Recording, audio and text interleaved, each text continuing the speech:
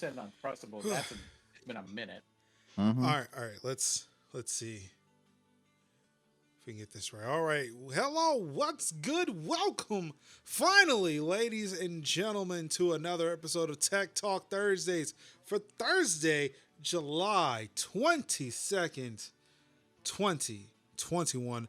I am one of your hosts, Marcus Major Linux Summers, and of course, I'm joined this week and every week by it's your boy Kev. Kev is in the building. Little thing. This week I'm joined by the smoothness himself, grubbing on the chicken, while getting ready to give these hands to those who deserve it. The man with all the agency, Sinziak, is in the building.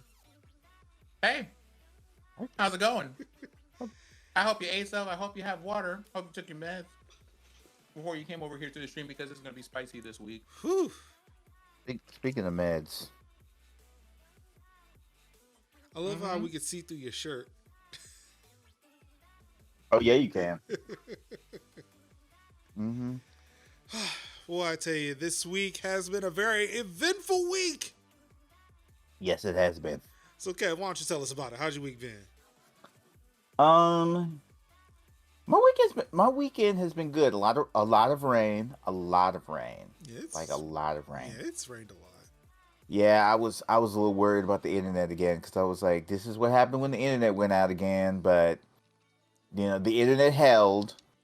We're golden. A lot of rain. A lot of Amazon packages. Also, bought a shout out to not a sponsor. Bought me a new tech new mouse pad with the wrist support. You can get the one It's with very- the. You can get the ones with the bosoms. You know Mm-mm. that you get at No, the those- conventions. You Yeah, want one nah. of those. Nah, I like that's like the name, one of the names we can't say that typically buy those, but yeah, no, the otaku, but I'm just gonna say otakus for the time being, but that's not what I mean. Nah, I decided I wanted to get me a regular non-bosomed mouse pad. So I got a new Wow. mouse pad, non bebosomed. So yeah, a lot of rain, pretty much a lot of social distance and running for essentials. Also, watch Space Jam: A New Legacy. How'd you like that? I would say that movie had no right to be as funny as it was, Okay. as entertaining as it was. Yeah. And like I had my expectations like down to the subflooring, like the igneous rock of expectations. And I was like, you know what? This is funny. I'm enjoying myself. I'm laughing. I laughed I laughed even harder when I seen Rick and Morty. Yeah. I was like, okay, go off, Rick Sanchez. All right.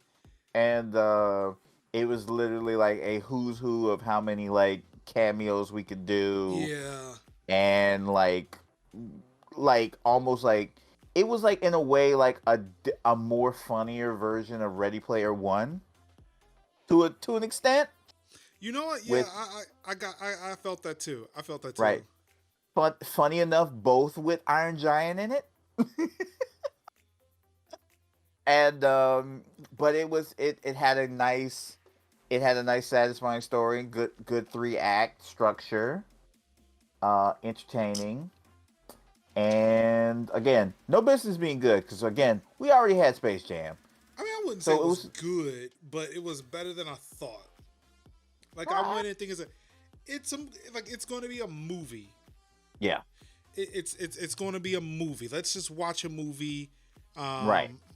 I forgot what my wife was doing, but I was like, while she's doing that, like my son and I, we were just sitting in the living room. So, I could turn it on. be nice, bright, colorful thing for him to watch or look up to every now and then from his tablet. Yeah, like it was better than I expected, but I still would not say that movie was good. It's a delightful hot mess. That's what I Yeah, think about it. yeah, I'll go with Yeah. that. Like Right. it's one of those things where when you expect things to be bad and they don't like when you expect the movie to be disappointing and it's not disappointing. Right. Like I was whelmed, Mm-hmm. just Yep. whelmed, Yep. Yeah. or just it's like whelmed with a smidge of, it was like I won't say overwhelmed. I feel like there should be like a word in between whelmed and overwhelmed. And I was like, it was like an inch close to that middle word. Right. It was a lot. It was a lot of the cameos that kind of got me. Right. Also, like it really made me think of like the fate of the world rests in the shoulders of a dad and his son. Yeah. Towards like, what if it's that? Like, I was starting to think like, what if it turns into that thing where the son finally beats the dad? Mm-hmm. Like that day Right. eventually comes. Like all the fathers dread that day coming when their son finally beats them in the sport. It's like, what if that's today for LeBron? Right. It's like, oh, that sucks. Like, I'm so proud of Dom, but sucks for humanity. Dang. Yeah. We got virtually Thanos snapped out of existence. At least we knew where everybody went though. Well, don't say too much about that, just in case people haven't seen it. Yeah. I guess you're right. Yeah. I'm not sure who if it's the thing of like if you haven't seen it by now, you don't want to see that movie. Mm-hmm. In the ways that you could see that movie. Yeah, like you didn't have to Both go anywhere. You pay $10 a month to see a movie. It's great. Mm-hmm. That was a great part because that's how I watched Godzilla versus King Kong, Mortal and Kombat.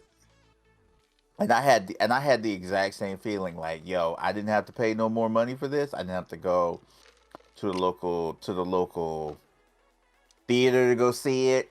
I was in my comfy pajamas watching it, and had the people through Discord, and we were like, "Hey, yo, this is wild," and we had a good time with it. Yeah. And I was like, "Yo, Hooray!"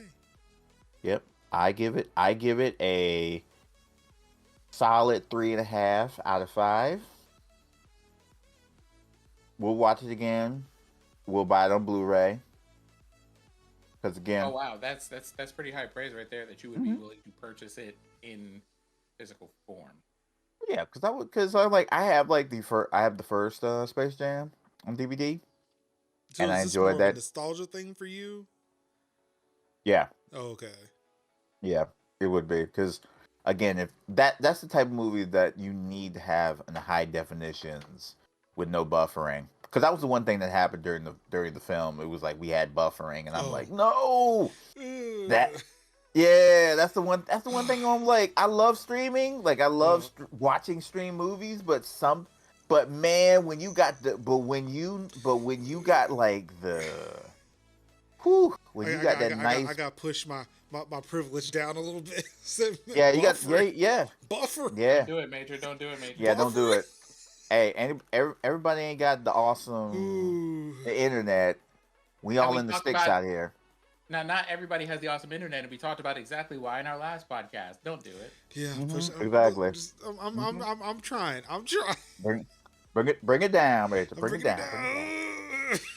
And I was like, continue. And I was like, don't buffer when we got companies. Stop it.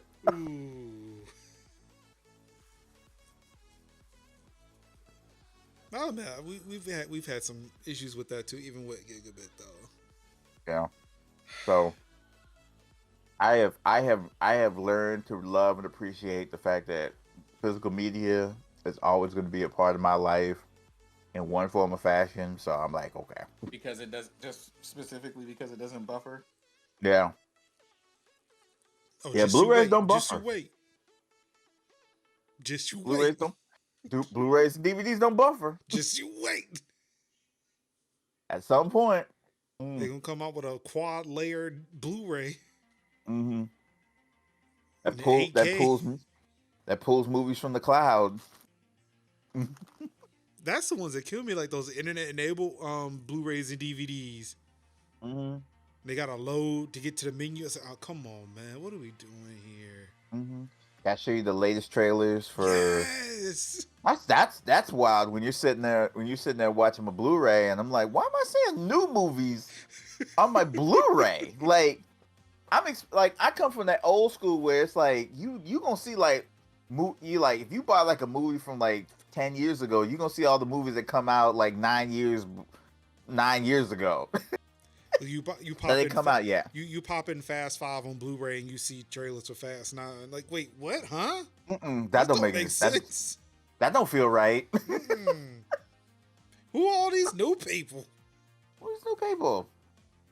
Look like the Netflix disc that you had to get back in the Xbox 360 and PS3 days, Listen, like before they made before apps were a thing. yeah, that shows how old we are. When it's like, Dang. remember when you had to get a disc for Netflix? Now, keep in mind this is the in between time, like as they were transitioning from them sending you discs to streaming. Mm-hmm. In order to stream on an Xbox 360 or PS3, you needed a Netflix disc. Yeah. Like you needed the Netflix DVD or Blu-ray, whatever the fuck it was. Yep. What The only is reason that why even? the only reason why I had like Netflix discs for the longest time was because Disney movies was on Netflix. I think that was the only way you could watch Disney movies through disc. Yeah, I joined Netflix like back. I mean, they still had discs, but I only joined the digital version. Right. It's like I'm not dealing with sending shit to people. I mean, I like mail. I like getting mail.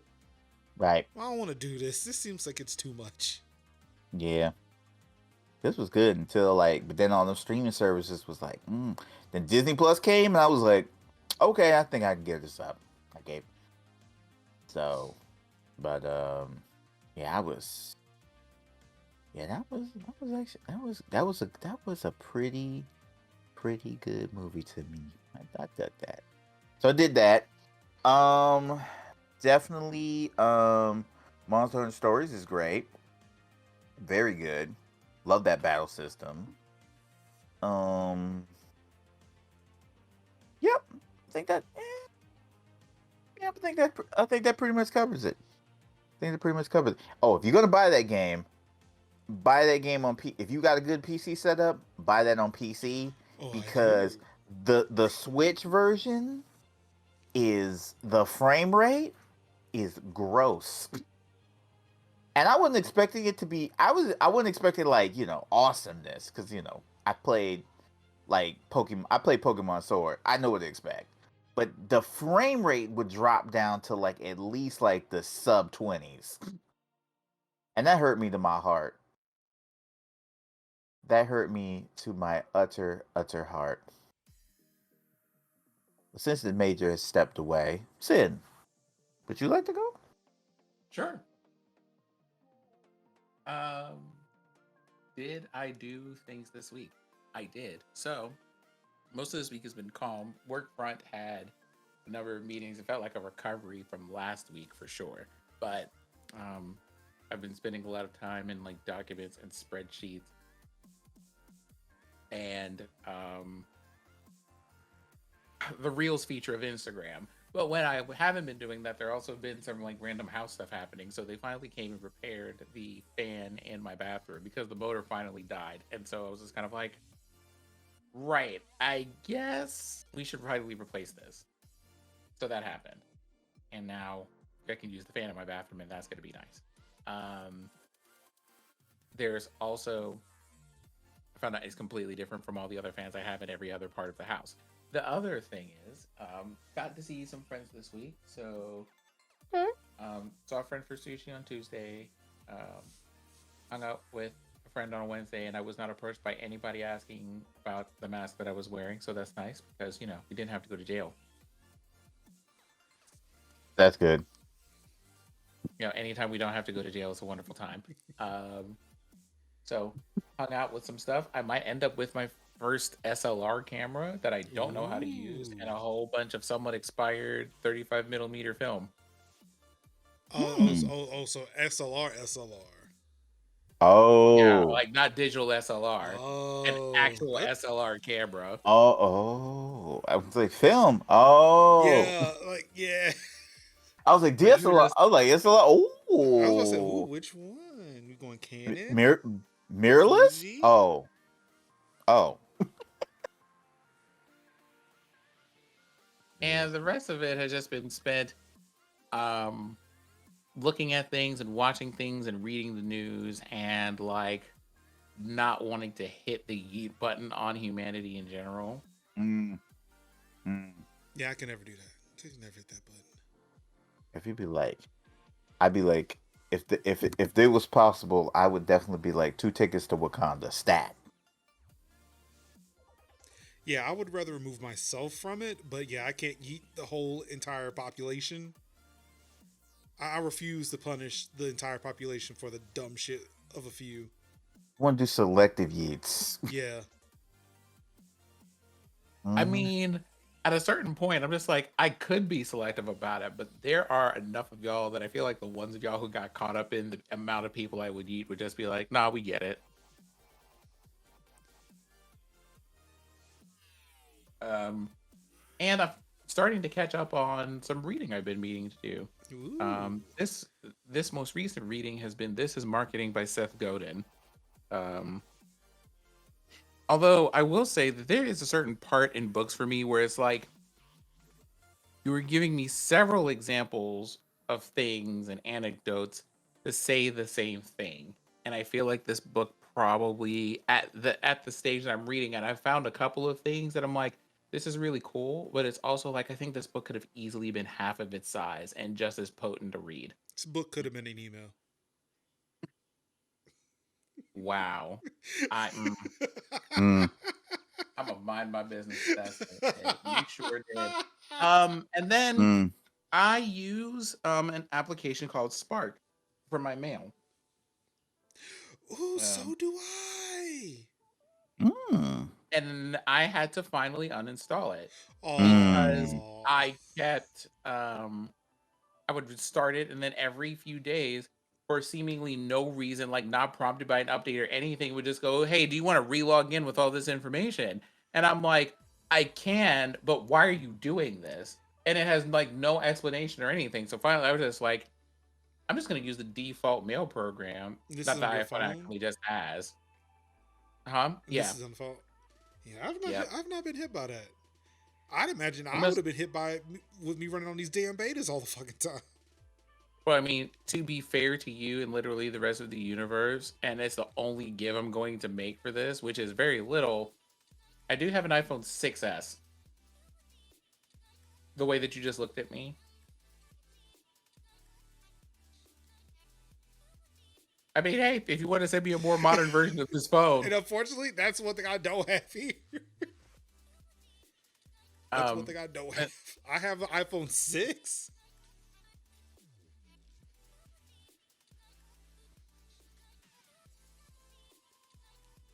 Hello? Yeah, did we? but yeah, no, it's Yep. fine. So I was in the middle of doing those things, and I'm like, I'm going to use the normal mail application. The standard mail application on this phone, though, has definitely changed a bit for the better. And I'm just like, I think I can deal with this. Yeah, they used to say that app was shit. I don't think I've ever used. I may have used the default mail app back when I was running an iPod Touch. But yeah, since I've been back and I've been hearing so many bad things about it, it's like, yep, I'm gonna find me another app and just not use mail. Like, great, But it's a I use mail on the Mac though for my work for my Mm. job. Mm. But yeah, having Spark has been all right. It's been all right.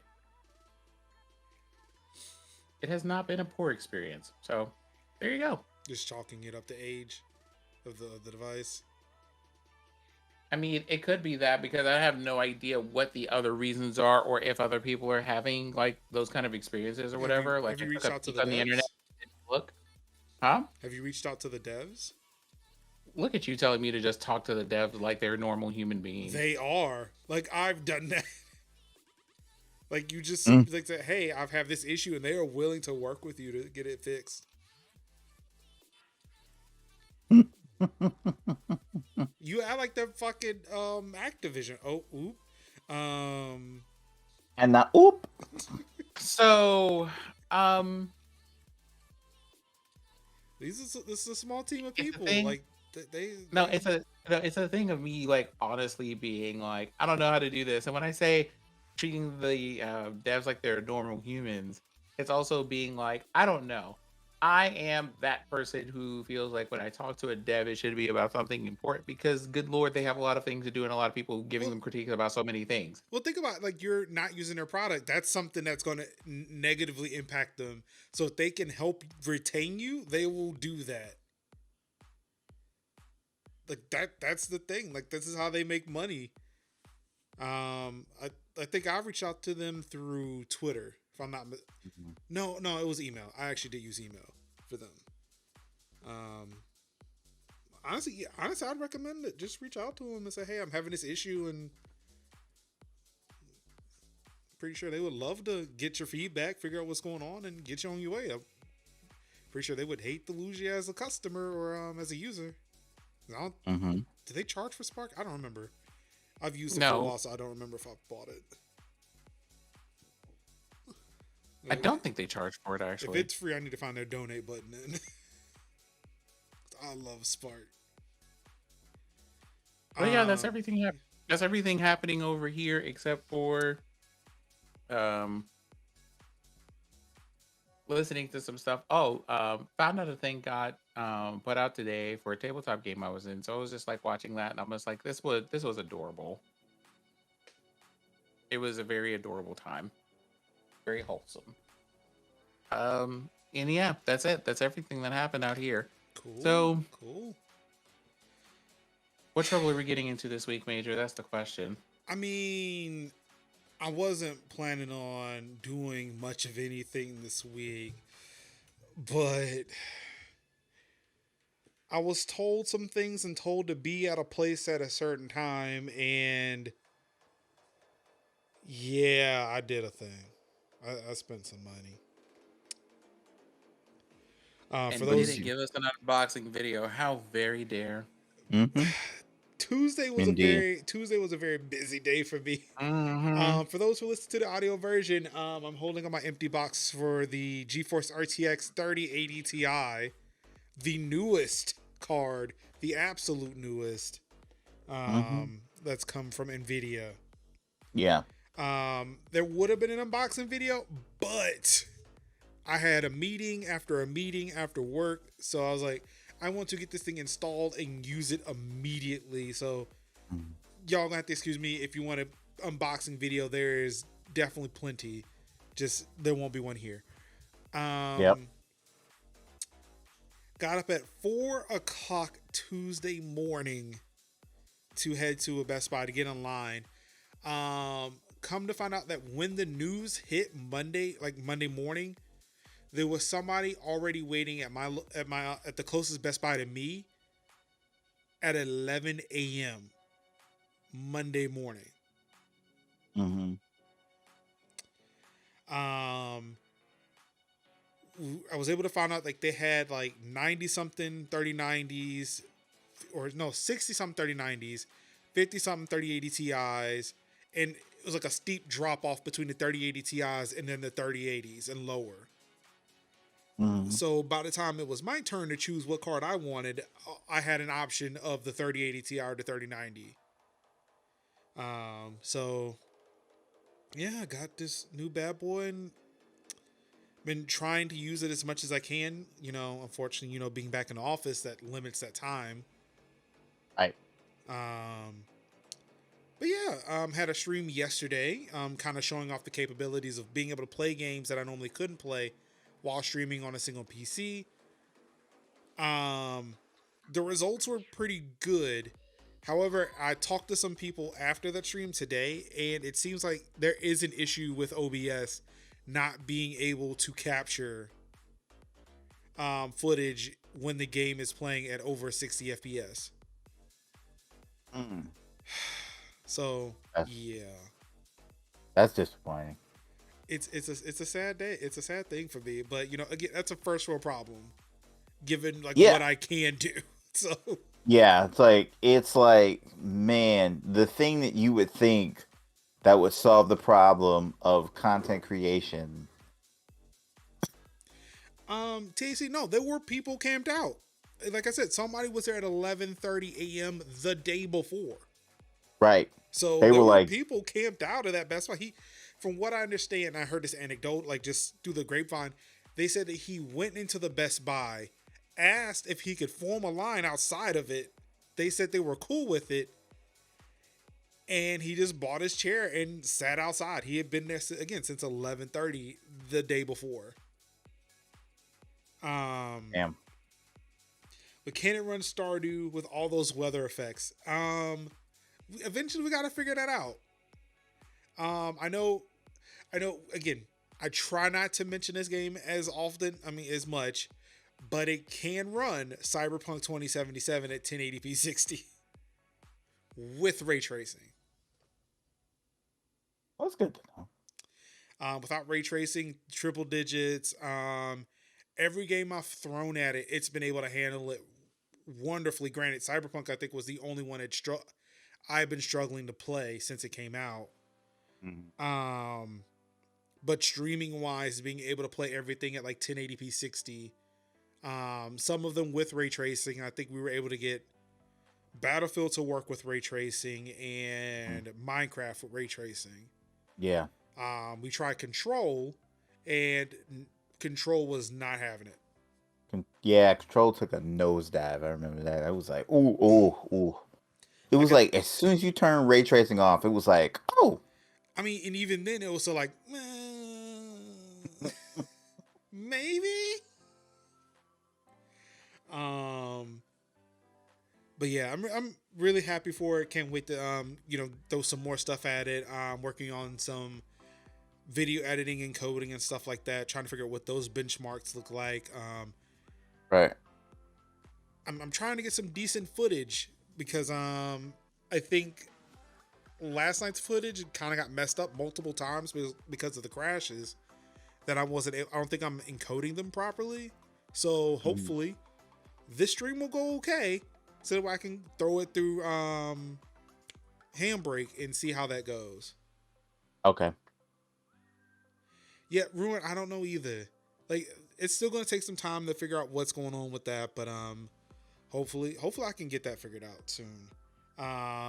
There's also, and I think it's one of the articles we're covering today. There is a Windows update that's causing some issues with frame rates. I don't know if that is pertaining to me trying to stream with OBS, but that is a possibility. And because I went to look and I don't think I have many photos of what was actually in this PC before. But this is my 1080 and this thing is fucking heavy and it is huge. Thing got some heft. Like heft. It's a chunky boy. It is a very chunky boy. Damn, boy, it's thick. He's thick. That's a thick ass boy. Damn. When I bought this, and then trying to install it, and I remember it so well. I thought I would have had to return this card and try to find a smaller one because I had to kind of like hook it, like do like a hook shot into the PC case to get it to fit. And it's like, yep, like now that I got this in, I'm never taking it out because I don't know how I'm going to get it back in this damn case. But yeah, so this is my old 1080. I'm probably going to hook it up to my Linux system and see what Linuxy things I can do with this. And then if nothing works out with that, who knows? I'm sure there is somebody out there in the world who was building a PC and does not have a graphics card. And yeah. When they force you to buy a SAG bracket. Luckily, it's set in between like two drive trays. So I was able to kind of like let it rest on a drive tray for a bit. And I think that's when I started buying SSDs because regular hard drives weren't going to fit in that little slot anymore. Let's see. Nothing really is going on up until that point. Today I thought I destroyed a fucking computer.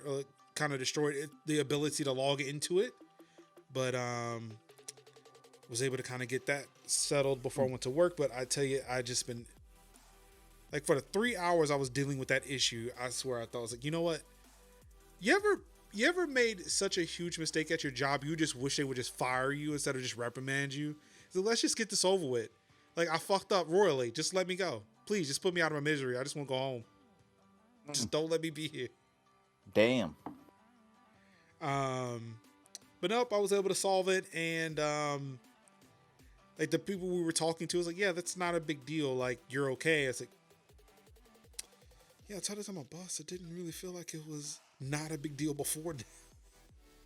I'm thinking like if the people who sign your checks say, I think you're all right.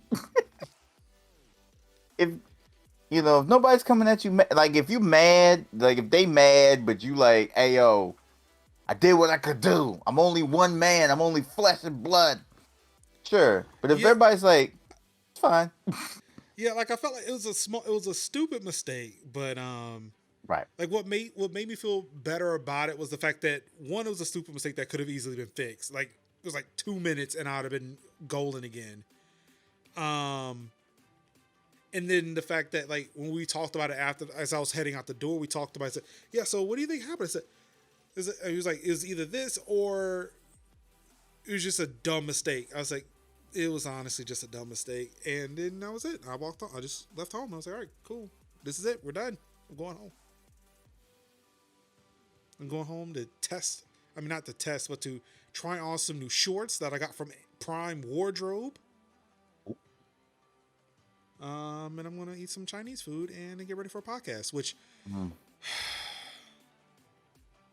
yeah, let's just say I got more computer problems. And also, this is now 2 weeks that I can't run Windows 11. So, yeah, things are looking up all major. Oof. Can we get some oofs in the chat, please? I've done it myself, but I've helped someone who accidentally broke AD sync to Office 365 and everyone was moved to deleted using on the O365 side. That was the closest I've been to massive fuck up. Believe it or not, it was an 80 issue for me too. Like, I'm a Linux admin. What do I know about Windows Active Directory? Anywho, let's say we get into some news of the week. Hey. That's not the screen I was looking for. That's the chat. And that's... Oh, there we go. Ah, there we go. Whoop. That. Oh, yeah. Your driver issues this time. So, starting off with some of the tech news, Pocket Cast has been acquired by Automatic, of course. Automatic is the company behind WordPress. Automatic says that it will continue to provide you with the features needed to enjoy your favorite podcast. Of course, since they own WordPress, they'll explore building deep integrations with their blogging platform so that we can all distribute and listen to our favorite podcasts. That's pretty cool because I am a very, very passionate Pocket Cast user. I love Pocket Cast. Oh, so good. It's so good. Like, I tried moving to Spotify and then ran right back to Pocket Cast. It was like, I listened to one podcast on Spotify. I was like, no, because literally the sleep tools are like the sleep tools I love because you could set like the custom times and then you could set like actual down to the minute times. It has the awesome like thing where it shows exactly where you want to put like your podcast when they download, auto download. But then it says, "Hey, do you want to listen? Do you want to put this as play next or play last?" So that way, if you got a podcast that you want to listen to, like so Bodega Boys and The Read are like play next. So whatever happens, I always get like the freshest. And then all my other podcasts kind of trickle in under that. So good. So good. Curation is good. Like, yeah. I love Pocket Cast. Pocket Cast is so good. Oh yeah. I'm the not Pocket Cast person over here, so apparently I'm missing out the way that y'all are describing it. Oh, Mhm. to me it's the best. Yeah, I think it's Um, paid. I think it's a paid app. Yeah, I think it's a subscription, but I bought it. Like it used to call it was like a flat fee. At one point, I like or for the premium it was a flat fee. Right. I bought into that premium at that point.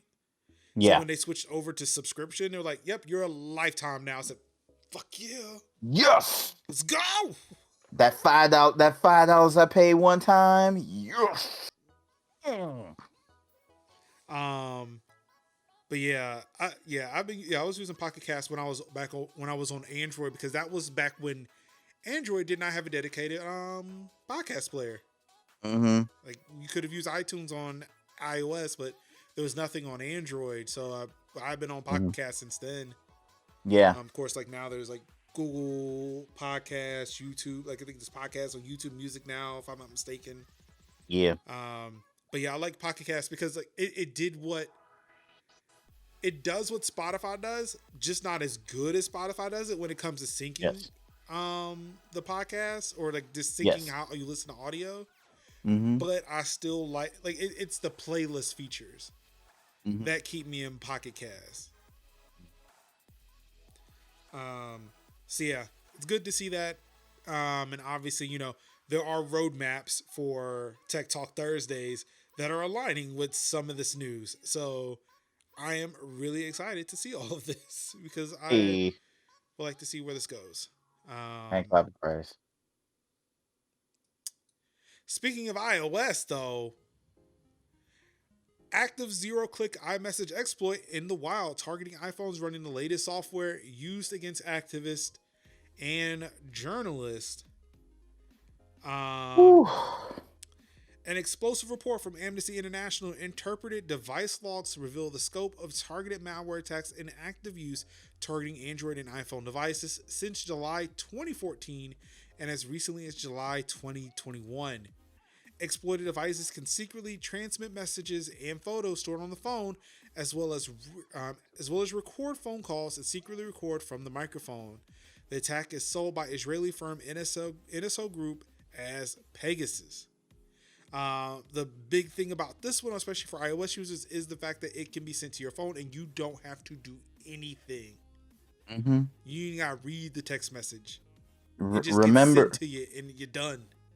remember what we always like to talk about, like the Tech Talk commandments, like two-factor everything. Don't click everything.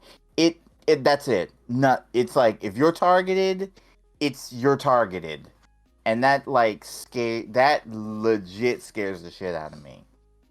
And That was just like last week when we it's were just just out there.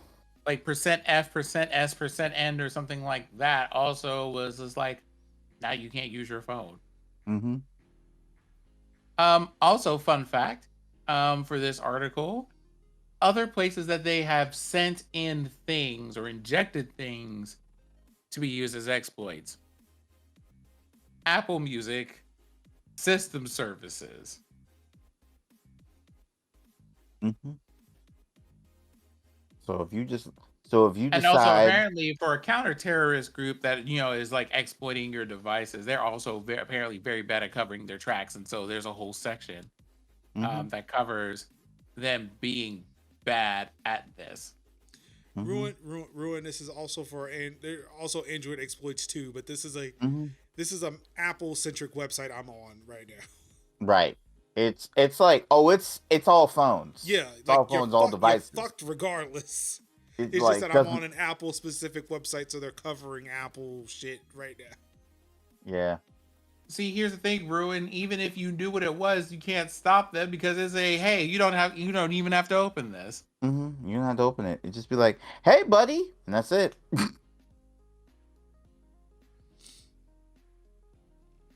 you'll never know it's not there. You'll never know you were hacked. That's the wild part. I love how this was a group that's known for making software, quote unquote, for And counterterrorism, but it only seems to target people who are just like, the things that y'all are doing mm-hmm. are human rights violations, and maybe you should stop. I Out here doing literal human rights violations and war crimes, and being like, I mean, I I need to wonder. remind y'all that this news comes at a time when they are like, doing like a whole like genocide in Mm-hmm. Palestine. I Yep. just Yep. uh Mm-hmm. I'm gonna need a refill on my very much adult beverage at this moment if we're gonna keep talking about this nonsense. Let me also get some water from around the monitor real quick. Mm-hmm. Whew.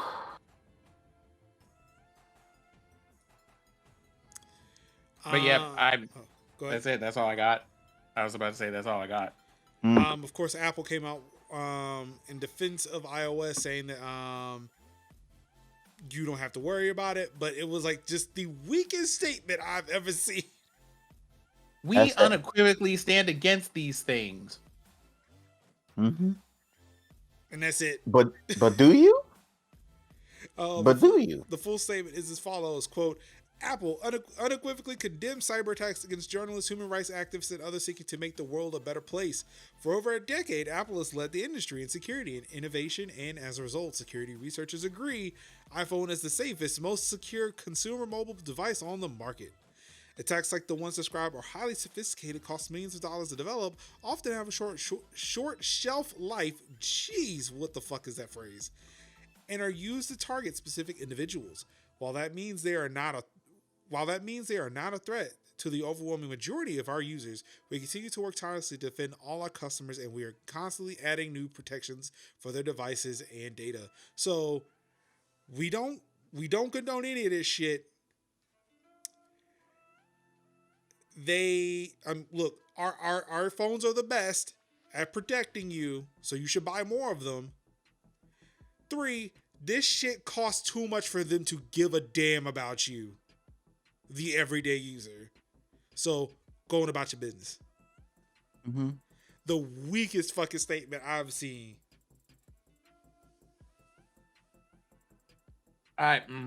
Wow. We'll get to that later. We'll get to weak statements that didn't do their lifting this week. Ooh.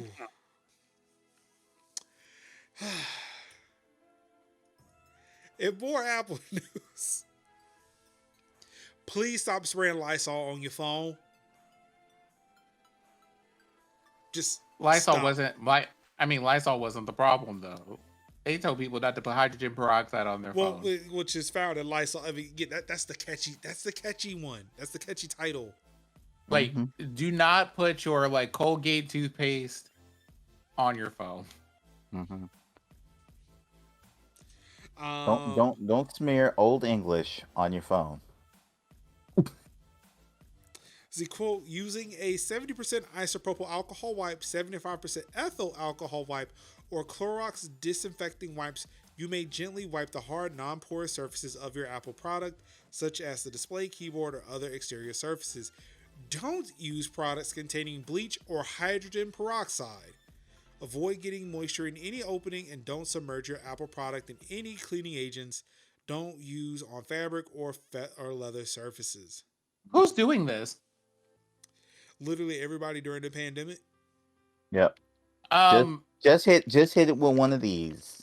One of these I real literally quick. did That's not. it. I literally did not. I got disinfectant wipes. Mm-hmm. Just be like, I bam. kept it moving.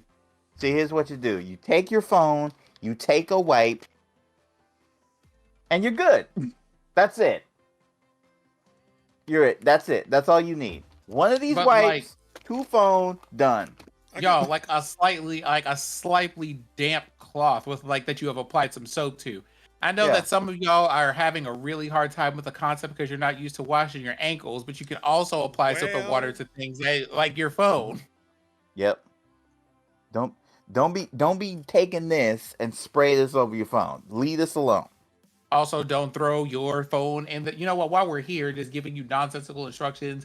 Don't boil your phone in hot water thinking it'll clean anything. Don't put your phone in the dishwasher. Don't put your phone in the washing machine. Don't put your phone in the toilet. Don't like take your phone with you into the shower and run it under the shower water, right? Like, don't do those things either. Mhm. Y'all, I could it's just electronics. This stuff shouldn't be hard. There are I could just literally zero things that your phone should be submerged in except for rice in the case of water damage. What is wrong with y'all? see, this y'all is doing why the this is utmost. why Apple's trying to get rid of the ports. Oh, we'll talk about that later. They're trying to get rid of the ports. We can just toss it in the washing machine. Let's go. Mm. THC, what are you doing? No, TAC is doing those old school tricks of being like, put it What? in the plastic bag. Put in the plastic bag. Put it into the beach. Listen, I'm just saying, the shower is a place for entertainment. You find videos to sing to and things like that while you're in the Hey, middle of doing whatever it is that you do in the hey, shower. You're get you washing your a. hair and singing along to the Whitney Houston soundtrack.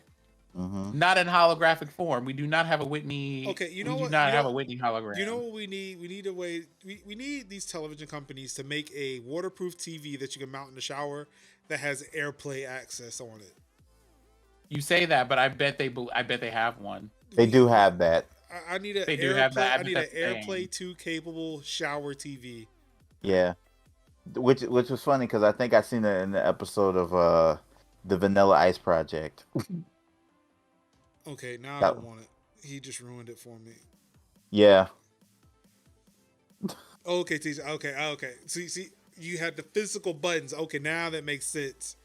Because I was like, capacitive touchscreen shouldn't work through a Ziploc bag, or do they? I haven't tried. They it. do. Oh, they do. Wow. If it's not like thick, if it's not like really thick plastic, yeah, it does. Well, I'm thinking. I'm like thick. short.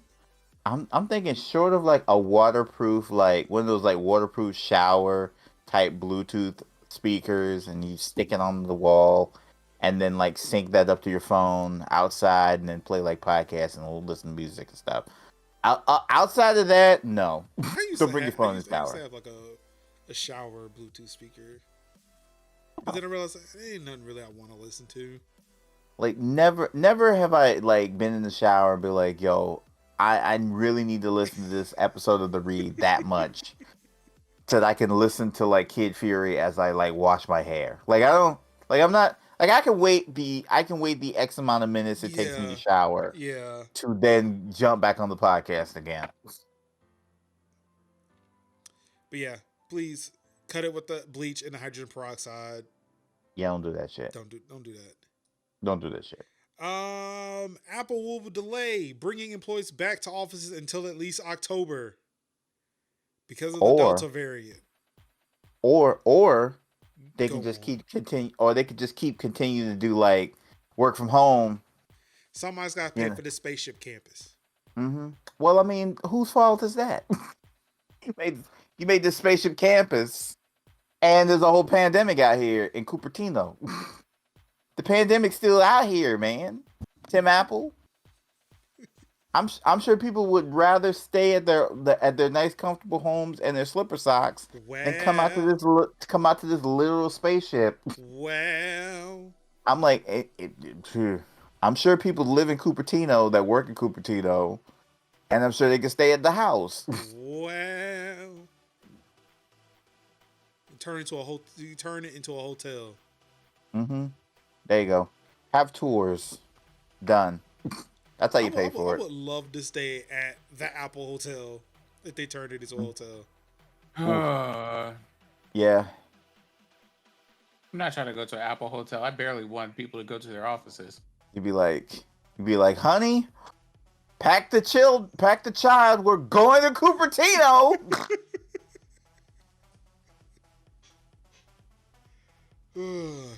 It would be the most awkward stay though, because I'm pretty sure that place is like nothing but all glass. All No glass. privacy, Mm-hmm. which is weird for a company that is all about privacy. Just nothing but glass. Everybody see everything. Probably looking around. So my brother said, we pay for this shit. Y'all coming in the building. Mm. Oh, yeah. You know what? All right, Merge wins the wins the challenge for what to do with the vacant Apple spaceship campus. We put the homeless in there. Give them homes. Mm-hmm. They have the same thing with like empty hotels and other buildings, and it's kind of like y'all would rather. It's the same thing with like people who throw away food and be like, "We will arrest you or fine you or whatever if you give that food away to people." And it's Yeah, kind of that's like, dumb. That's dumb. That's dumb. Like do y'all I want to have. talk to me about this? Because like, wasn't nobody gonna eat it, so y'all just gonna throw like. And I mean, it's not like a little bit of food or a little bit of anything. It's like thousands of dollars of food, Mhm. pounds of Oh food yeah. that isn't expired or spoiled or Oh yeah. anything that people can just have. And they're just like, nope, we will fine you money. And I'm like, I would Yeah. like you to make this make I sense to me. as somebody who's like worked in like a grocery store and literally see how much food do they actually throw away, and like, oh, see like big stacks and pallets of food, and they'd be like, oh, they're going back to the store, they're going back to the distributor. Why are they going back to the distributor? Oh, because that's how we get credited back for that stuff. And I'm like, but this is food. This could go to somebody. And that's why Food Line went out of business. So that's why Food Line went out of business. But yeah, it's a sucky situation. I prefer the whole like with people with all this land. You see like huge tracts of land and just build tiny houses for the homeless, which are like like basically like one like detached apartment units, but they're just like tiny homes. And I love that where it's like they use it as like transitional housing, where it's like, okay, we're going to put you up into this tiny home that has a shower, that has a bed, living area, kitchenette, a bathroom with shower, and then you stay there for like a period of like 3 months, and then we'll find you adequate housing in the outset. And I like that's really good to getting people out of this off the streets and into it, because the current homeless situation is like nuts. Plus, do you ever notice like when you go to like Walmart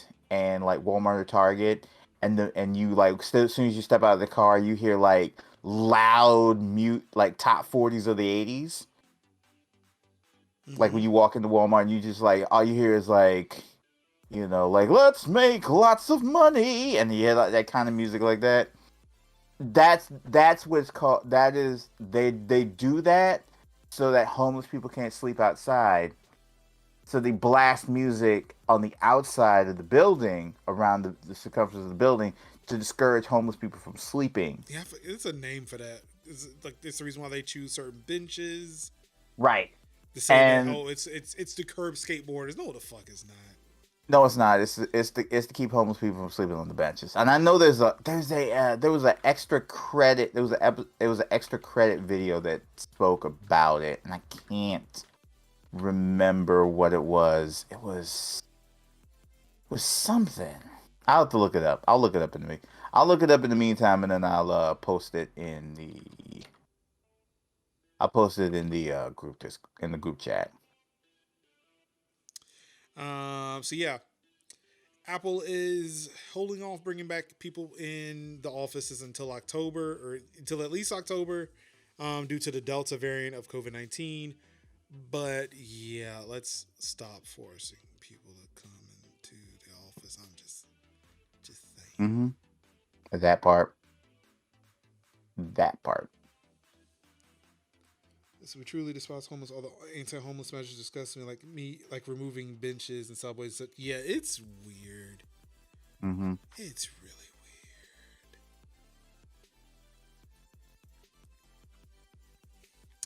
weird. Amazon remembers it has an app store. Promises. Oh to wait, catch we it. didn't want it. Wait, we didn't want to talk about this whole thing about why things got delayed. Yeah, because of COVID, the Delta, the variant of the COVID. Oh, Yeah, wait. that was their official reason for that. This is where I lean into the mic and I tell you in my ASMR voice that once again, we told your ass. Didn't we tell you not to send people back to these fucking offices knowing that people weren't going to be out here doing the right thing or weren't properly vaccinated and taking precautions and all this other stuff? And then y'all went, no, what's going to happen is we're going to tell you when you have to be back to this office. And if you don't like it, you got 30 days to find another job, only to then go, oh shit, we have a variant. Oh shit! Oh shit! Oh shit! Oh shit! Imagine, and I would like y'all to know, let this be put on public record for the rest of this podcast or however long we run them, until people do what they need to do in order to get this thing on lock, which they won't. We could just be home remote forever. Because here's the other thing. You delayed that for that month because you know that people could very just as easily work from home and not be in this office building and get their work done. So what the actual fuck are you bringing people into the office for? I would like to know, person with the donut building. I would like to know. Why don't you just like do what the other bored billionaires are doing and fly in outer space or something and just leave us alone? Surprisingly, though, Tim Cook actually is more philanthropic than the rest of them. So, which says something. I mean, I don't know what Sundar and Mark are up to, but at least Tim Cook is a little bit more philanthropic than the other three. I'm going. I don't even know where fucking Richard Branson even came from. Like, he just been out here. It's like, oh, now's my time. Time for me to become relevant again. You know what? What I'm gonna do is hush because I know that I will have nothing happy to say about that. It's just not gonna go to good places. It is not. Thank you, Ruin. Black Kev, why? Why would you want to send me away?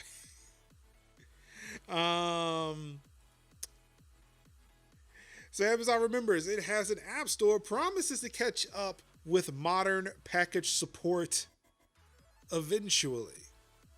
Now, I only bring this up because if y'all remember just a few weeks ago, didn't Microsoft say that you were going to get Amazon apps through the Amazon App Store in Windows 11?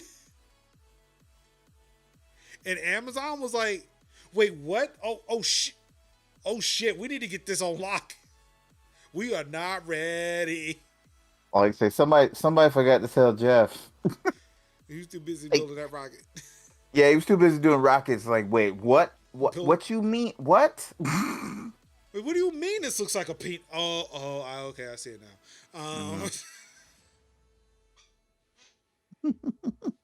Yeah, Amazon's been dropping that ball lately. But hey, you get Battlefield 1 for free. But yeah. yeah, that's what I'm saying. Like, I don't think people realized Amazon App Store was a thing until like Windows 11, until they announced support for it in Windows 11. Like, even Amazon forgot that Amazon App Store was a thing. Facebook was letting people stay remote, but they had to take a pay cut match where they live. And that makes sense. That makes sense. I would probably agree to it until, like, I guess, like, you know, I was in Nebraska and all of a sudden I'm making like $45,000 and I was making $100,000 before. Yeah, fuck that. All right, I'm coming back. But at least for my job locally in my area, I should be able to retain my salary, and I do not understand why the fuck I'm there. I don't get it. I don't understand it. As long as it matches my living expense, I'd agree. Yeah. Give me session ended earlier, so I am able to pop in. Glad I got in time for that hashtag. Pay me less for the same work. Yeah.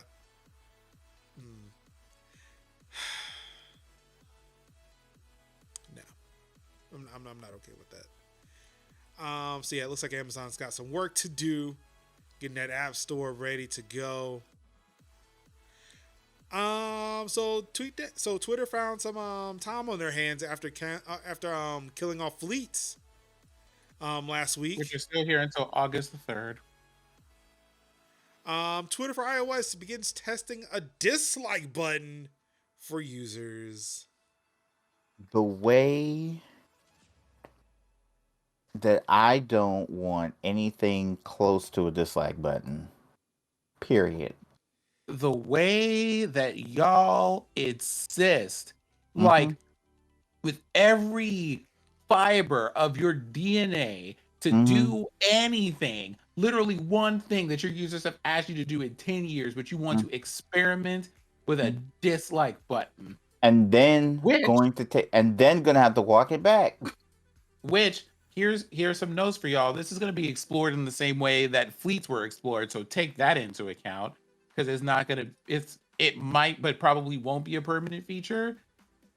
Dislikes don't appear for everybody. That's not going to be an everybody thing. It's going to be like a certain amount of test users thing, which is still Mm-hmm. like a whole bunch of people. But then Mm-hmm. you have the following. If you dislike something on someone, they can't see those, but you can. Mm-hmm. Mm-hmm. Now, if they just put the button there and they actually decide not to do anything with the fact that something is disliked, then that's fine. But that's not normally how this testing and programming stuff works. It's one of those, hey, when something's really disliked, usually that triggers other things. Usually that's how that works. When you decide to just test things on the platform, because no one just puts a button there for people to push and it doesn't do anything. And the way that y'all don't moderate anything and people just hate brigade people's tweets in a moment's notice, but then you decided to go ahead and hit people with a dislike button, but no moderation features. Mm-hmm. No, my tools. And then it's for something that if someone does something to the things that I'm posting on, people can see it, but it's not me. Mm-hmm. Why? Why do y'all do this? So it's But like what is that? So I but don't what does see the that matter? dislike. But what is? But that's the thing. So what does that matter? It doesn't matter if it's not going to do anything, Right. So but I have the feeling that I don't know if it is or isn't. are we commenting on the fact that it's not showing it for people who aren't a part of the test? Like, it's one of those things that you, as if you get the dislike button, you can see that on any person's tweets. But for people who can't see them, you're just like, here, let's just like dislike this thing 1,200 times. We already have Twitter like low-key shadow banning people for any and no good reason whatsoever. So the last thing I need is for someone to pull up and be like, hey, let's just like this post, like dislike this post 500 times and Well, get them wouldn't that? shadow banned, for example. Well, I don't think that's how that will work. I mean, look at how Reddit uses upvotes and downvotes. Just because you're downvoted to shit the hell and back doesn't mean you're shadow banned or removed from the platform. It just means that a whole bunch of people just did not agree with what you said.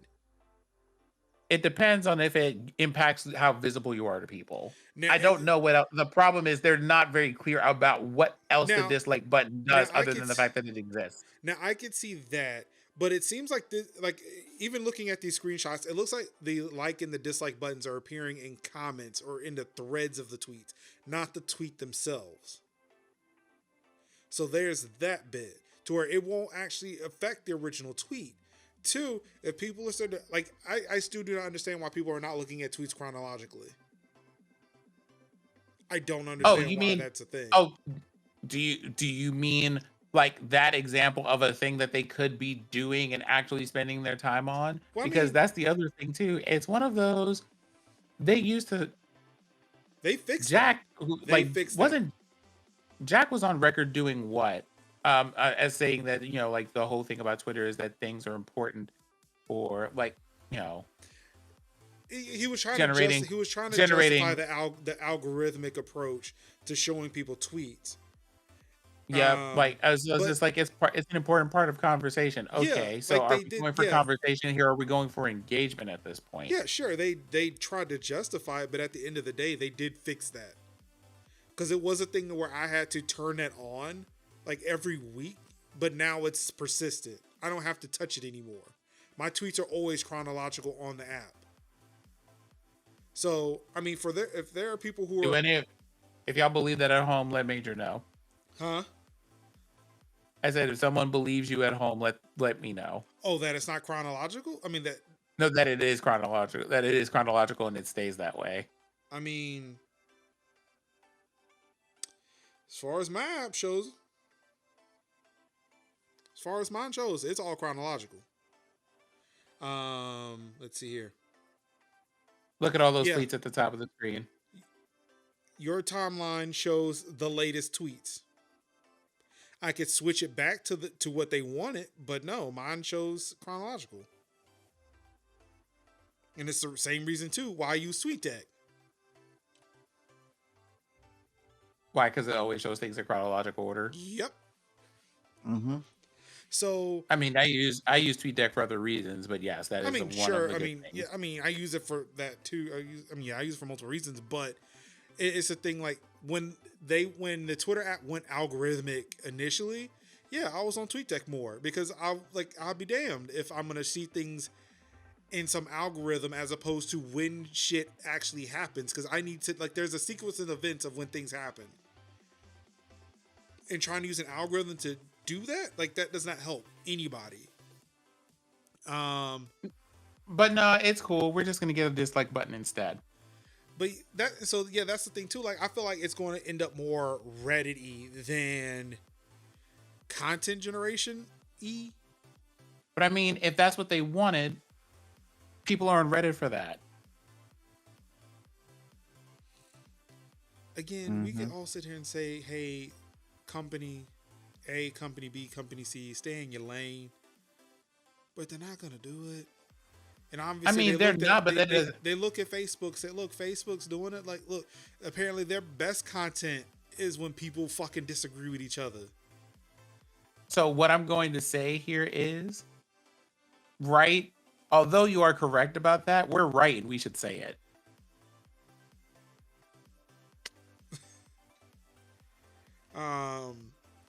But yeah, so essentially, my argument with this is honestly, if you are not using chronological tweets in your Twitter app, what are you doing? Please fix that.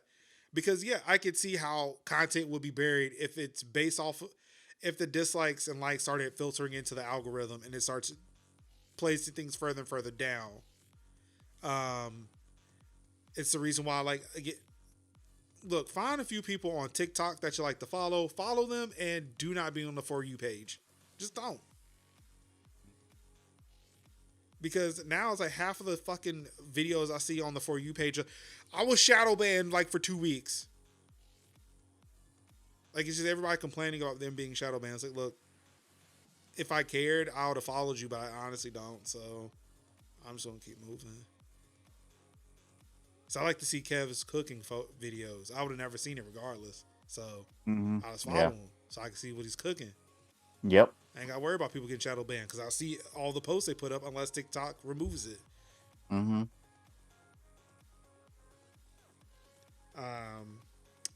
But yeah. Some good news though. It looks like the FTC took that executive. Well, was it an executive order? It was an executive order, and it was an executive order. It was an executive order for them to to make this policy thing that they got. Okay, because I know net neutrality was more like a suggestion. So I don't remember how strongly worded this one was. But the FTC unanimously adopts right to repair policy to reduce restrictions from manufacturers. And again, it says like Apple, but this is because this is an Apple website. This is multiple companies. I think the biggest one will be John Deere. But the Federal Trade Commission today unanimously voted to ramp up law enforcement against repair restrictions that prevent small businesses, workers, consumers, and even government entities from fixing their own products. The policy statement adopted today is aimed at manufacturers' practices that make it extremely difficult for purchasers to repair their products or shop around for other service providers to do it for them. By enforcing, I lost where I was for a second. By forcing against restrictions that violate antitrust or consumer protection laws, the Commission is taking important steps to restore the right to repair. Now, do we want to talk about what that means in lay terms? I know we talked about this on our last episode, but do we want to run that by in summary form real quick? This means that companies, and again, we'll use Apple in this case because actually I do have the most on this one with Apple. This means that companies like Apple cannot make special hardware and then tell the people who made that special hardware not to sell it to anybody the fuck else. It means And that small also, businesses can go to those companies and say, hey, we need these parts to fix this phone. Can you sell us those parts? it Hmm. also impacts like the kind of parts that people make, because part of the rules on that are also talk about things like making things that are you're making things at sizes that are unusual or uncommon sizes. That's a fun note. So things like, hey, Apple, you're the only person who wants to use a lightning port instead of a headphone jack. Do we want to talk about that? I don't think that affects that. I would appreciate it if it did, but it's things along those lines. It's not exactly that thing in particular. It is more. Jeez, yeah, this bottom of this phone is dirty. So excuse me when I pop this up here, but it's more or less like. Well, I'm gonna switch this over so I can make this video feature just a tad bit bigger. Like these screws on the bottom of my phone, how they are very, very small, very tiny, and none of the screwdrivers I have in my house would be able to open those screws. Yes, And I it's apologize for my very it's a filthy it's speaker made grill to down there. it's made to regulate that nonsense. Yeah, Especially when that's what they're Apple's talking already about. especially when Apple's already embarrassed because people like Steve Wozniak went and clapped them up for a whole 10 minutes and was just like, yo, Apple, like, respectfully, what are you doing? Because if it weren't for things like people's right to repair and for us to be able to fix our own things, we wouldn't have a foundation. Fun fact, they stole the mouse from Xerox. Hmm. Allow me to continue. Oh yeah.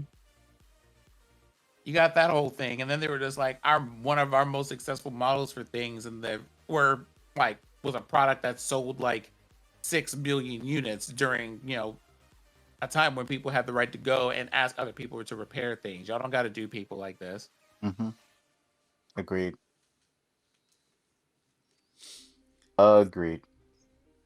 But yeah, this is also going to this also should affect like software updates and stuff like that. Like the fact that people like the whole this a lot of this started with just John Deere tractors, and with farmers trying to fix their own tractors, and weren't able to because of the fact that it requires some software stuff that would break if you opened it to try to do a thing, or you had to have a specific thing in your tractor and the software didn't recognize, so your tractor wouldn't run, so you had to call somebody from John Deere to come out and do all the diagnostics. It was a whole thing. It's a whole thing. Yeah.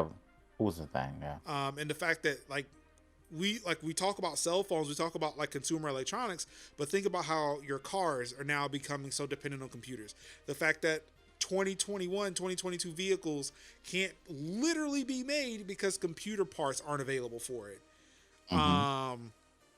It's things like that to where we can't even fix it may get to a point where we can't even fix our cars because of the fact that they're so dependent on the electronics inside, the software inside, that if we try to make any modifications to our cars, it could actually render our cars useless.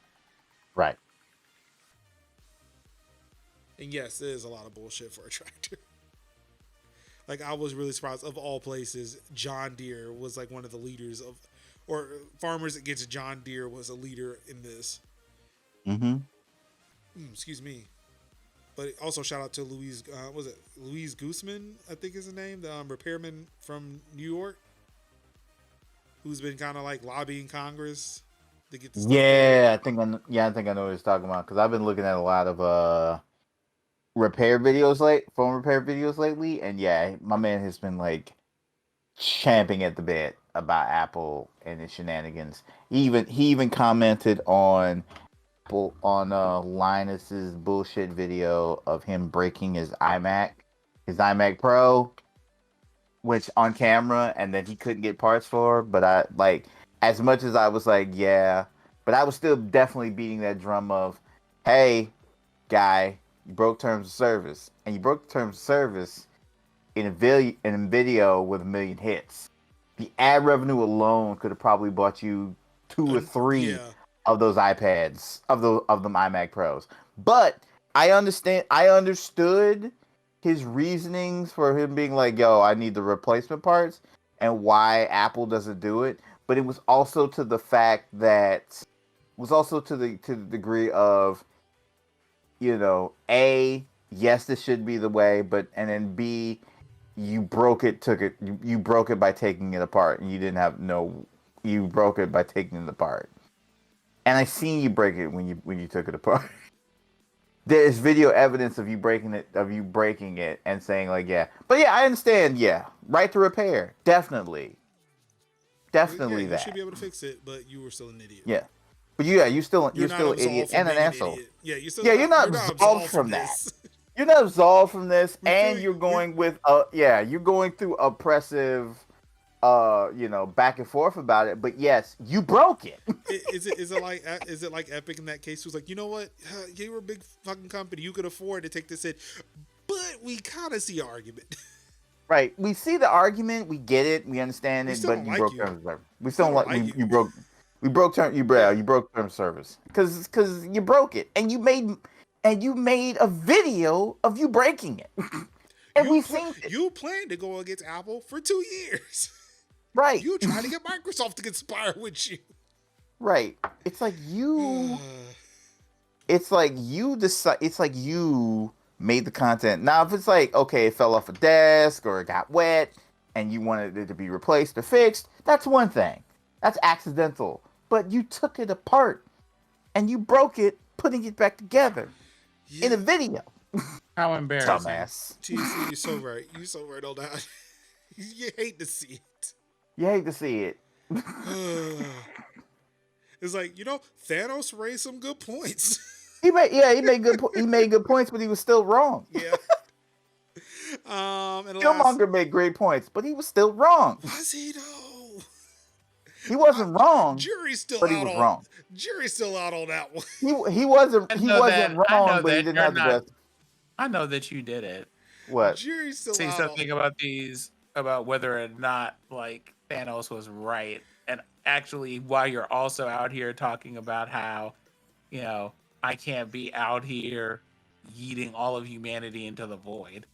No, I didn't say he was right. I was saying like an example of like the person you despise making a good point.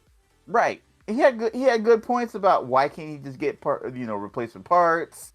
Why does he have to buy a whole new or iMac because of it? Or in but Thanos' case, sure, suffering may end if half of the population, if the universe's population went away. Okay, you're right. The math is sound, but no. No, it's like you are right about the fact that yes, Apple needs to be able to hand people, the right to repair, give people the parts, the replacement parts, and have them fix it, or have another third party be able to fix it for them. That's definitely true. But you broke it. You broke it, taking it apart which another Apple person would never do. You took it apart. I mean, let's not say things piece by piece, and you broke it, putting it together. Let's not say things we can't take back. Mm-hmm. I'm tempted. What was it? I'm tempted to open up that Mac video, but I need it too much. Mm-hmm. Yeah, you like, no, I don't want to do that. The last bit of tech news, which can easily, it's very borderline gamer news too. Right. Discord is adding Slack-style conversation threads. Well, I mean, they've like low-key done like that whole thing with starting with the replies. Yeah. But now like having that side pop out for the thread, I have to say I kind of like it. I've been wanting that so much. I've been wanting that feature so bad. There are many times where I want to have like sidebar conversations because one of my Discord homies and I have been watching the wonderfully ratchet Love Island, and they're in the UK, and we've been watching Love Island, and there are many times when I've been like, I would like to have sidebar conversations with people within this group chat, but I can't. And the best thing we have to do is just do like replies to each other instead of like a full-on sidebar conversation. Yeah, like I like the replies, but it's more or less like it's the threaded conversation in Slack where you decide to also share it with the rest of the main thread or the main chat. Right. like, yeah, those replies are great. It's just that it still gets lost in the sauce. So being able to have the threads is that's the best outcome. Um, Again, I know as somebody who says one thing but then will say an opposite. I know I say tech companies should stay in their lane and stop copying features from other people, but It's one of those. It's this in some kind of makes cases. sense. In Like, some, like, it's, well, here's the thing, and this is in contrast to something like what Twitter does. mhm. This is a thing where you have a software which is primarily involving people who want to talk to each other. And so you finding things that make it easier for people to talk about things, especially when they're like, I need to talk with you, but I need it to be an aside to a thing that we have context for. That context is easy to find and follow because now it's in a side panel over here and not me trying to like navigate however many screens of chat to keep up with all of this. It lets people do what they want to do, but it's not something that they would have expected you to do. And that's the sweet spot of these things when it comes to innovation stuff that you want to do. It helps people like address a problem that sometimes they didn't even know that they had, but in a way that is in line with what it is that your service actually does. Right. It's like, yeah, it fits in the lane of what you want to do. As Like, opposed to fleets, for fuck's sake. yeah, So, nobody asked for fleets. Nobody asked for so looking fleets. at this video that was attached, apparently you can set the duration of how long a thread exists. According to this, it looks like it's active for about 24 hours. That's interesting. And then seeing here, like, this is where those threads hang out. Like, it's actually like kind of just hanging off of the main channel, as opposed to like Slack, where like you just have a section for threads.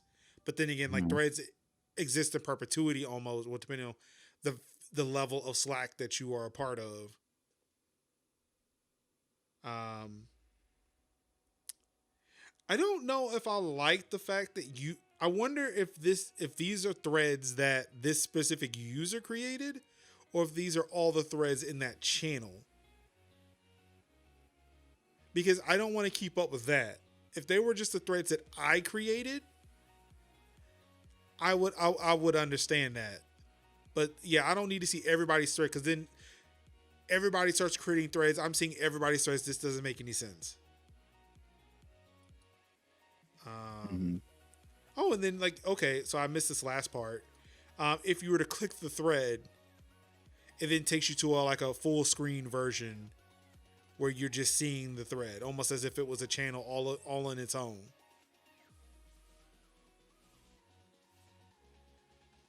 Right. So yeah, this looks pretty cool. That's very cool. I like it. Currently, it's being tested amongst bot creators. So yeah. And developers. And I'm like, that's another thing too that I appreciate about how that feature is being used. So I should check and see if I have access to it, because I have a developer account on Discord. good on them. I'm actually kind of, one, I'm happy with the thing that they're making, but two, I'm really happy with the way that they decided to implement testing it and things. That's really cool. Mm-hmm. Who's ready for some full-on gaming news, though? Hey. Who's ready to talk more about the Steam Deck? I mean, yeah. Boy, I've got news for you. The Steam Deck is able to words. The Steam Deck is able to support mods. So now you can have portable Skyrim and portable Fallout and have mods attached to them. It's actually pretty cool. I dig that. They are definitely leaning into the fact that it is an open system. You can do whatever the fuck, almost anything the fuck you want to do with it. Mhm. Like, I think they're trying to just go like, this isn't like a handheld gaming system or something like that, like a Switch is or something. Can we like just that. call it a This pocket is, you have a PC? hand. Yeah, like you basically have like a pocket PC, right? Mhm. They are trying to make it real real clear that that's exactly what you're getting from them is like a Yeah. pocket PC. Mm-hmm. And I Uh, and I appreciate it. Like tell us what it is. but Mm-hmm. the one thing I find weird about this is the fact I'm listening to some old podcasts, some old gaming podcasts, and I am at a Uh-huh. point in time at the beginning of 2014 when the Steam box was being talked about heavily. And it's Mm-hmm. like, yeah, that's right. The Steam box did totally exist, didn't it? You did. And the thing that I felt about the Steam box was I feel like it was one of those things that's a good idea in theory,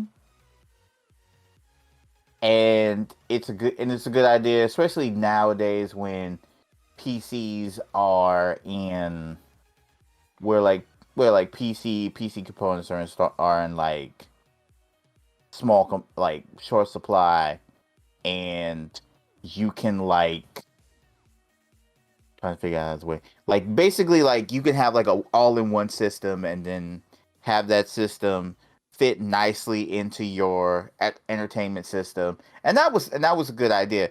The problem though is it was like Valve kind of like brought it up and was like, "Hey yo, you know, make it work," instead of it being like basically making and pushing this to be the new thing. So it was a good idea in theory, but I don't think we were ready for it. I think we were ready for it, but it came too late. Ah, Like yeah, I could see if it came out earlier, if you right. wanted to put more PC games in people's hands, put it on TVs, Mm-hmm. like 10 years before it came out. Mm-hmm. Excuse me, when you weren't getting as many PC games being ported Right. to console or the other way around. Mm-hmm. Like that came out. So again, in 2014, the PS4 and Xbox One just launched. Right. And you had PC quality games, maybe not to the extent of a PC. Like PC was definitely still better in 2014 than the PS4 and Xbox One was, but you still could play games you had on PC on a console. So now it's that thing of like, well, what's the point? I can just buy a PlayStation, I can buy an Xbox, and still Right. have more features than just this small little box that costs the same but can Right. only play games. Right. Like if I'm putting something in my living room, it needs to do more than play video games. Right. And that's what Steam was. That's what Valve wasn't able to do. It didn't Mm-hmm. make sense to a lot of PC manufacturers, like Alienware and a couple other companies made Steam boxes, but none of that lasts on because they were like, well, we could still just make PCs. Mm-hmm. People can use PCs the way they use PCs. The Steam box is dumb because everybody's just going to buy a console. Right. But yeah, like you're saying, like the hand, like I think the Steam box wasn't ahead of its time. It was way too late. Okay. The Steam Deck is right where it needs to be because it's like a more powerful Switch. It's like the Switch for the gamer TM. Right. It's like, oh, Yeah. you want to play your indies handheld? Here's a Steam Deck. Oh, you actually want to play Control and it actually not look like hot garbage on a handheld? You want to play The Witcher and it not look like hot garbage? You want to play Doom and it not look like hot garbage? Here's the Steam Deck. Mm-hmm. Like, the Steam Deck is the fucking Switch for the gamer TM. Right. Yes. But also, it just runs Linux, and I kind of like that. Yeah, I kind of like that I too. kinda like that. Like Or you can I install just Windows. like mostly what I've always thought about when it comes to like the Switch is like I feel like if in order for me to play the games that I like to play on PC in a handheld capacity, I would have to buy the X version of that game. So I'd have to buy Switch version of that game, Switch version of Graveyard Keeper, Switch version of My Time at Portia, Switch version of Stardew Valley, Switch version of Overcooked. But now I can literally just say like, "Hey yo, I'm gonna go ahead and sit on the couch and play Stardew Valley on the couch." Yeah. And like And you bought and it once. I bought it once, and all the myriad of games that I have acquired over the years, as soon as like I log into this account, They're there. all my games pop Yeah. up. And that in itself is like almost the worth to buy, because all my games will just pop up. Yeah. THC points out like they see the Switch comparisons, but it does look like a Wii U. It does look like the Wii U tablet. Yeah.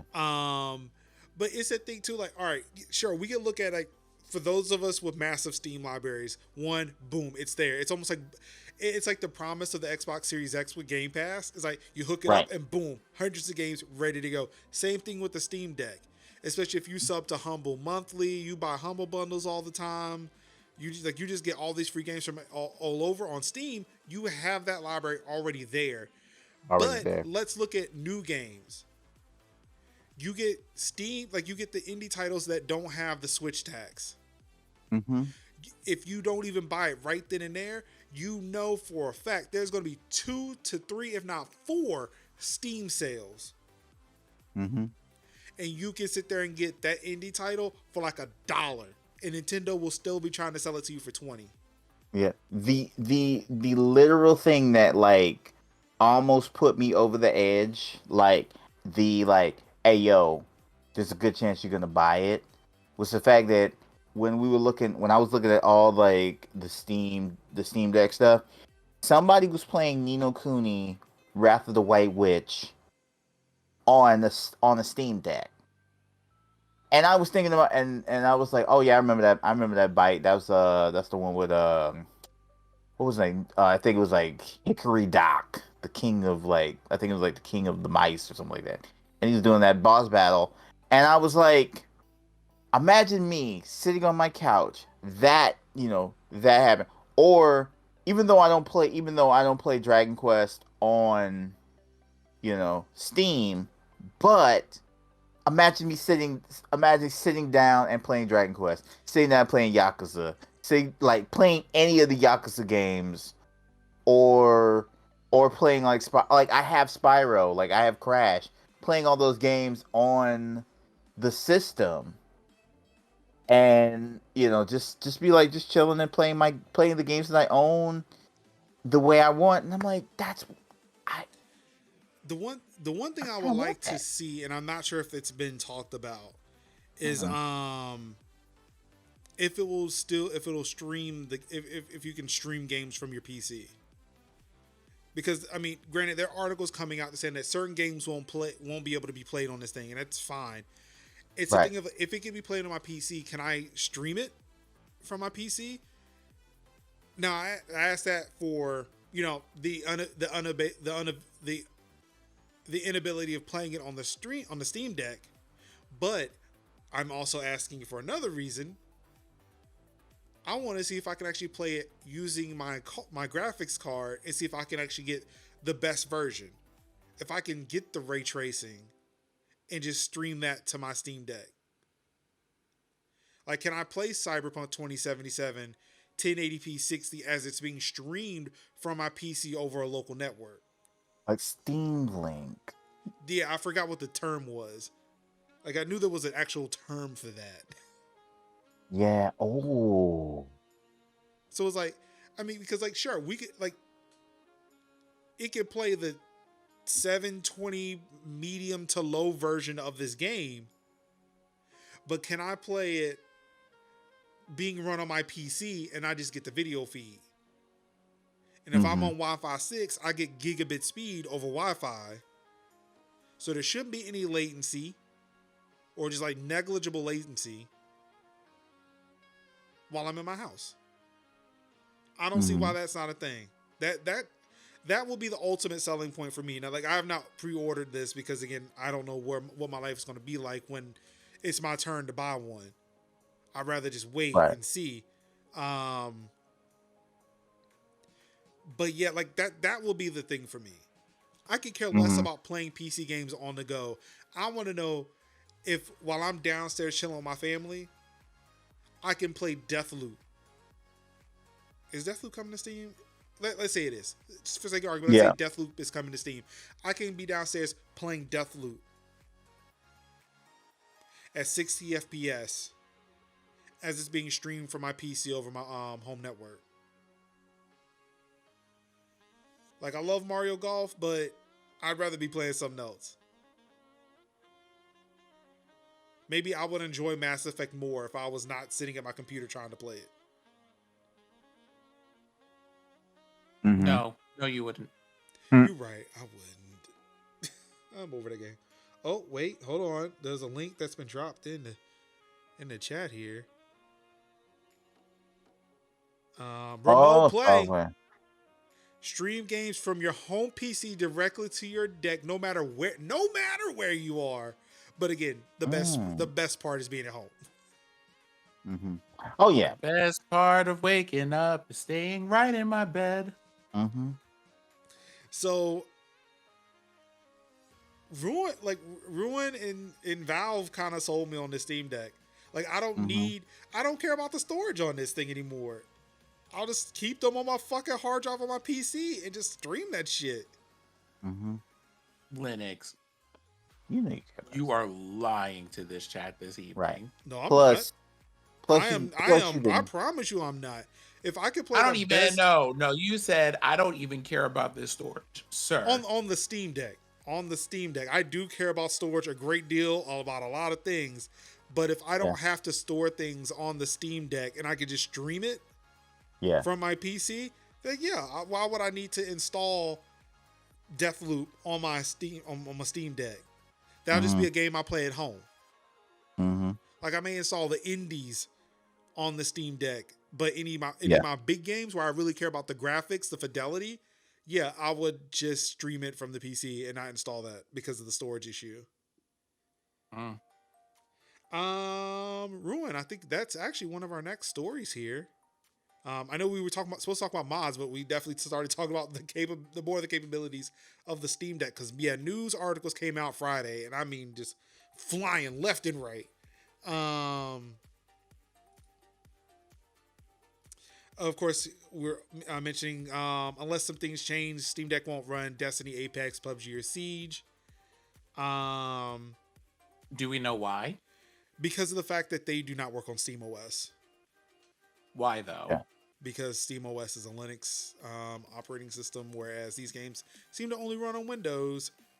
Now, from what I understand, there's some DRM shenanigans happening in the background, which is why you can't play them. Yeah. Oh, yeah. Because if you also have noticed, these are online titles, so it's probably a lot of anti-cheat. Yep, it's the anti-cheat stuff, and I think it's important to put that stuff out there too. So you're running into a lot of these things, but I mean, aren't there other games that also have like anti-cheat things that people can run? So I think it's because of what these games are. One, keep in mind, Destiny, Apex, PUBG, and Siege are online titles. Like, you could probably play Destiny offline, but the other three, no, you are not. So it's kind of a moot point to even have that. I get why you would want it, especially if you're playing at home, you have an internet connection, but those are games I will probably not be playing on my Steam Deck.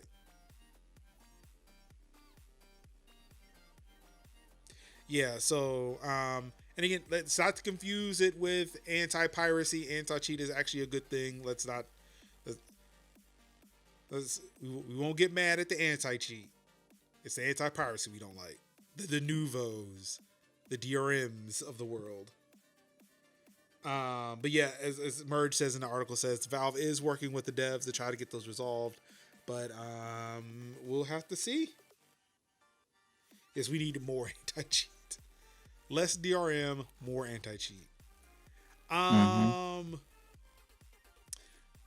So apparently, I did not include the bit about the M2 slot.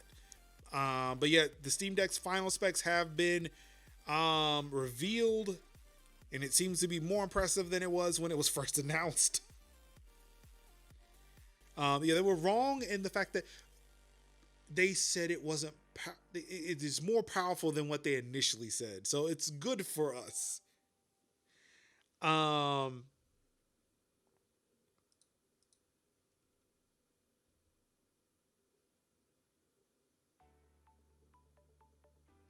See, it looks like we. Okay, this picture does not get any bigger, unfortunately. No, I don't want to save it. I just want to open it. Does it get bigger? There we go. Zen 2 4 core 8 thread 2.4 to 3.5 gigahertz up to 448 gigaflops of floating point 32. GPU 8 RDNA 2 compute units 1.0 to 1.6 gigahertz, which can give you 1.6 teraflops of floating point 32 calculations. APU power 4 to 15 watts, 16 gigabytes of LPDDR5 onboard RAM. And of course, you got 64 gigabytes of eMMC PCIe Gen 2 storage, 256 NVMe SSD on PCI Gen 3, or 5 version 12 gigabyte high-speed NVMe SSD PCI Gen 3. But it also does mention all models use a socketed 2230 M.2 module, not intended for end-user replacement. All models include high-speed micro SD card slot. Essentially, they're saying, like, that was one thing that was noticed, is that the Steam Deck does have an M.2 slot. You could possibly put more storage in it, but again, like the PS5, I guess they're not activating it, or they're not allowing for additional storage through that M.2 yet. But I would not be surprised if they release an update and says you can, because it would suck if you could access that M.2, you can access the M.2, and it's like it does nothing.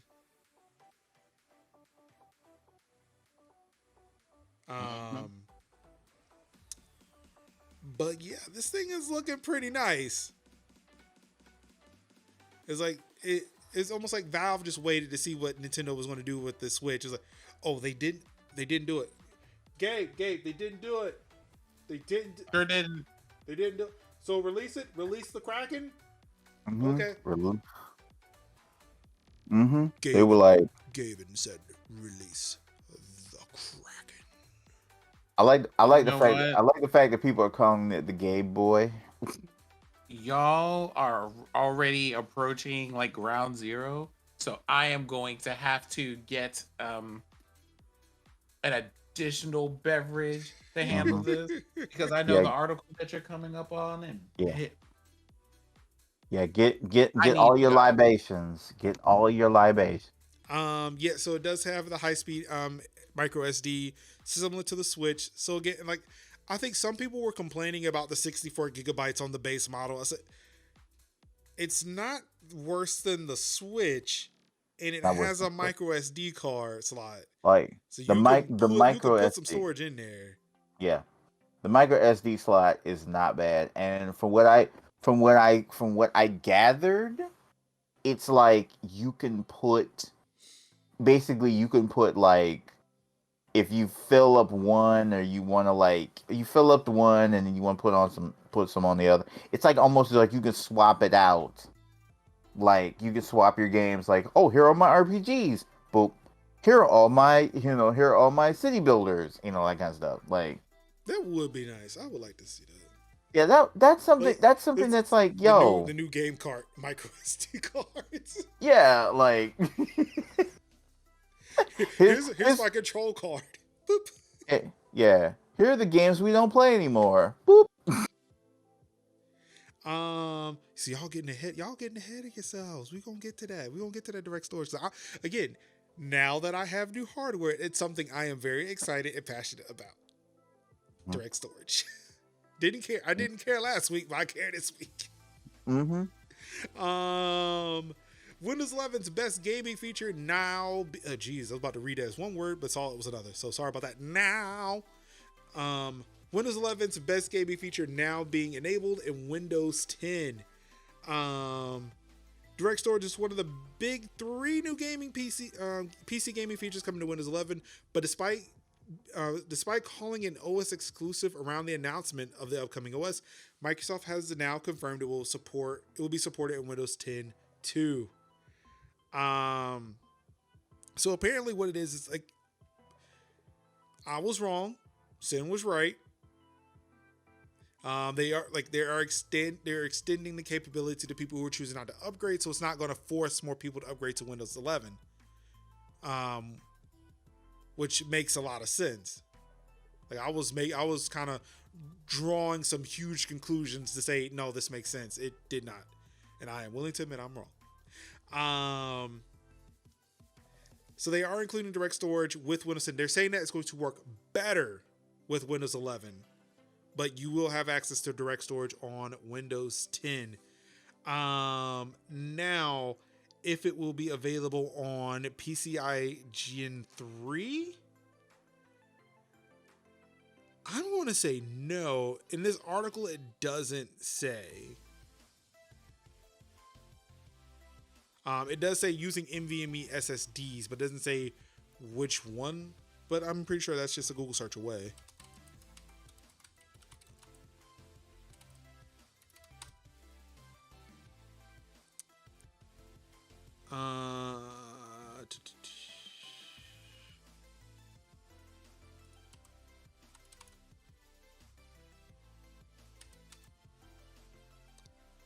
Oh, never mind. There we go. So according to Extreme Tech and I guess PC Gamer, also like this was back in April of 2021. If you want to use direct storage, you'll need a PCIe 3.0 NVMe SSD and a GPU that supports DirectX 12. So apparently it's not, I don't think it's limited to RTX cards. It seems like it'll just be available on anything that could have run a DirectX 12, that could run DirectX 12.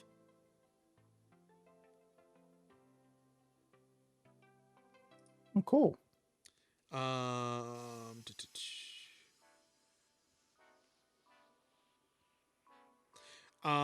Microsoft oh wait, hold on, something loaded and it jumped on me. If you want to use direct storage, you'll need a PCIe 3.0 NVMe SSD and a GPU that supports Direct 12. Though Microsoft apparently says a DirectX 12 Ultimate GPU will provide the best solution. So I guess that's where it's like, if you want probably as close to, if not exceeding, what Xbox Series X does, you're probably going to need an RTX card. But your GTX card should still be able to benefit from direct storage.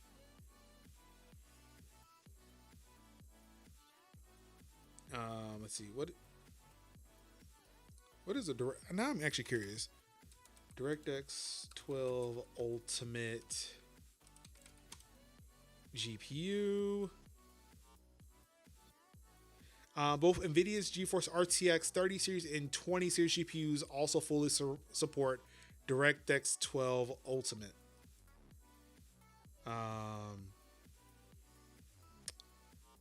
Also the Radeon RX 6000 series graphics cards.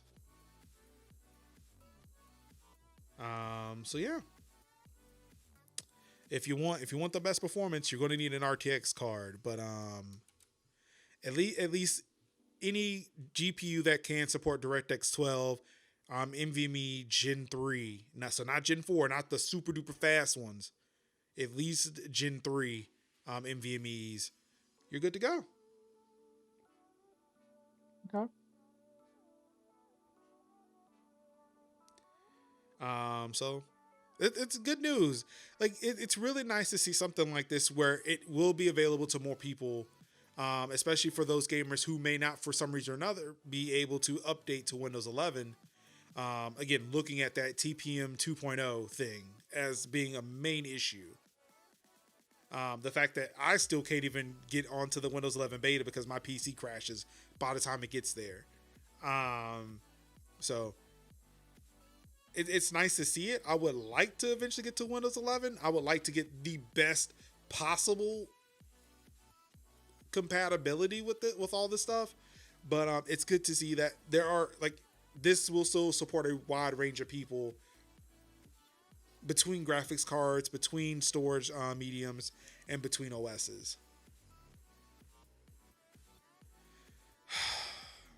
Mm-hmm. Gentlemen, it's time. Yes, sir. We have to do it. Yeah, we do. But before we do all of that, um, let's just go ahead and roll out the red carpet here.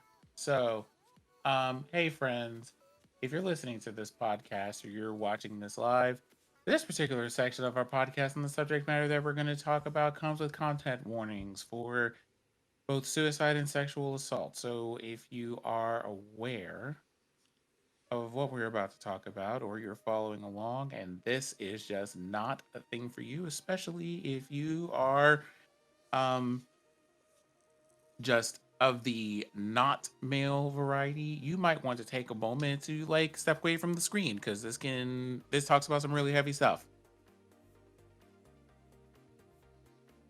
All right, just make sure you can get some confirmation in chat. I want to make sure enough time is being passed here. Make sure everybody heard it, acknowledged it before I move forward. So yeah, just let me know in chat. You know, y'all ready to go?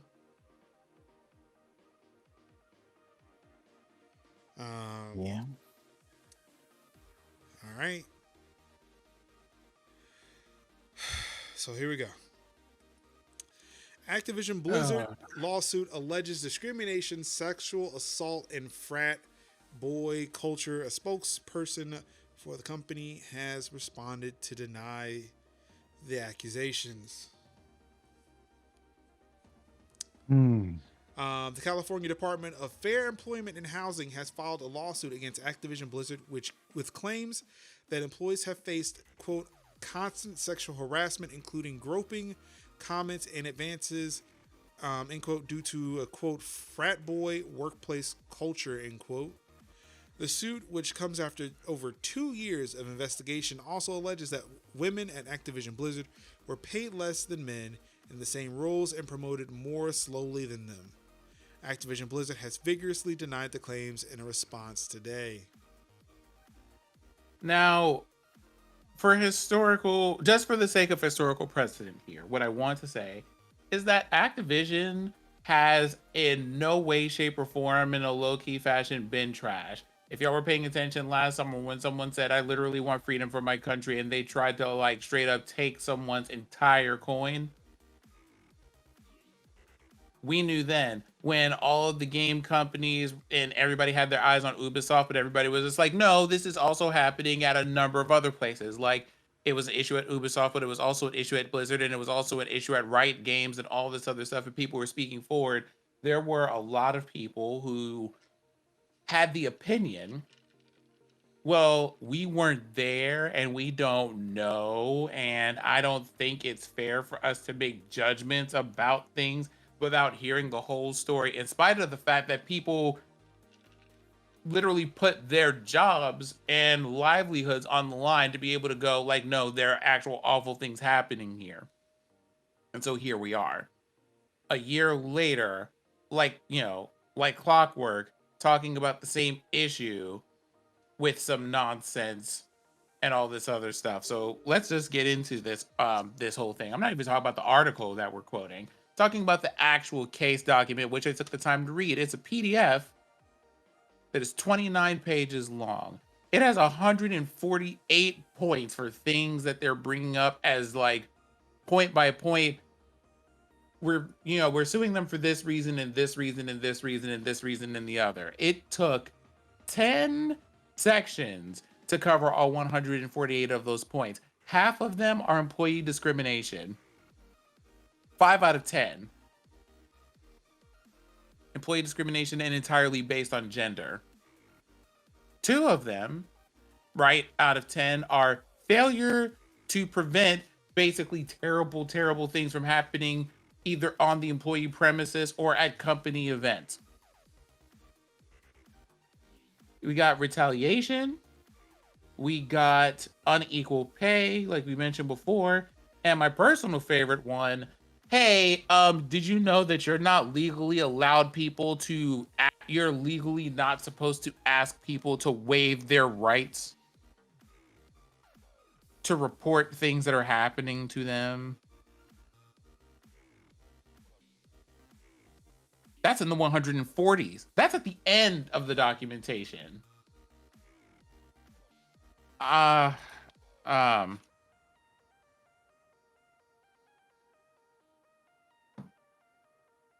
and the response from Blizzard on this was, you have a whole bunch of unaccountable bureaucratic state people who are out here basically being a bunch of haters.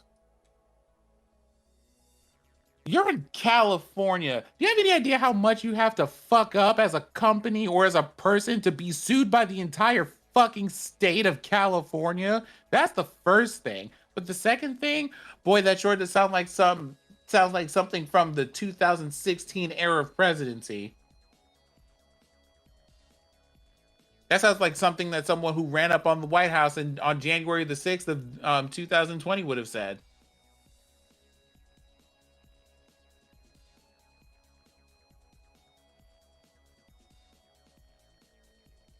TAC, I will tell you, like, it's one of those things, like,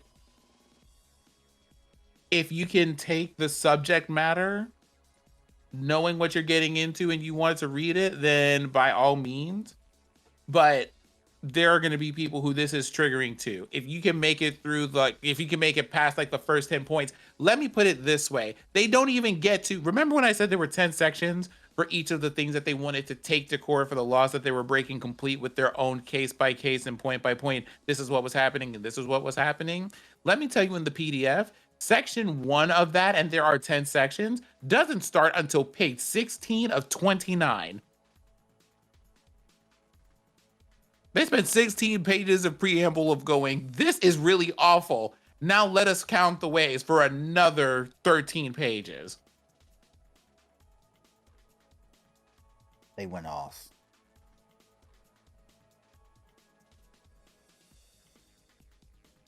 Ooh.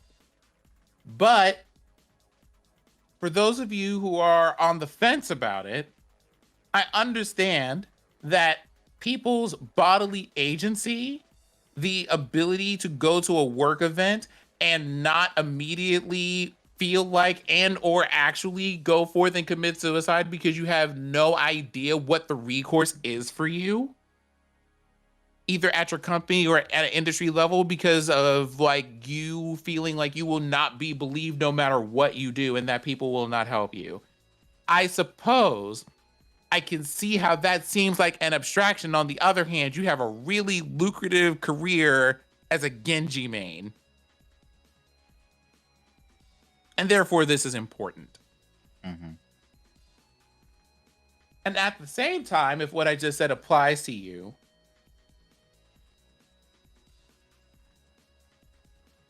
I am not allowed to finish that thought because it would violate the Twitch terms of service.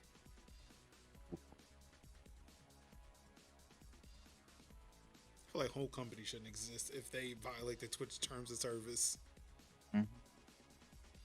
Like the company itself. No, I cannot say what I am thinking because it would violate Twitch terms of service, and I'm not trying to get you banned. No. What I'm saying is, again, I feel like what Activision Blizzard is being accused of should get them banned from being a company because it violates Twitch's terms of service. Yes, that's what I'm saying. They're also, doing the thing that would cause them to be it. Right. Now, the next part of this, again, our content warnings being in place for sexual assault and suicide conversations, is this article title.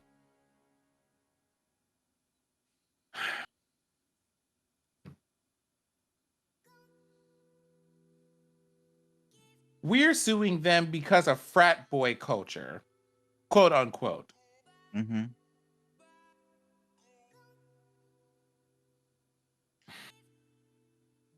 I'm pretty sure that every person, every one of the non-men variety understands exactly what that means. But for everyone else, I would like to make this like really clear at this moment. We're not talking about frat boy culture. We're not talking about like the cute antics or something that people get into in a shower room after a football game. We're talking about racists. I'm not racist, but I mean, probably that too. We're talking about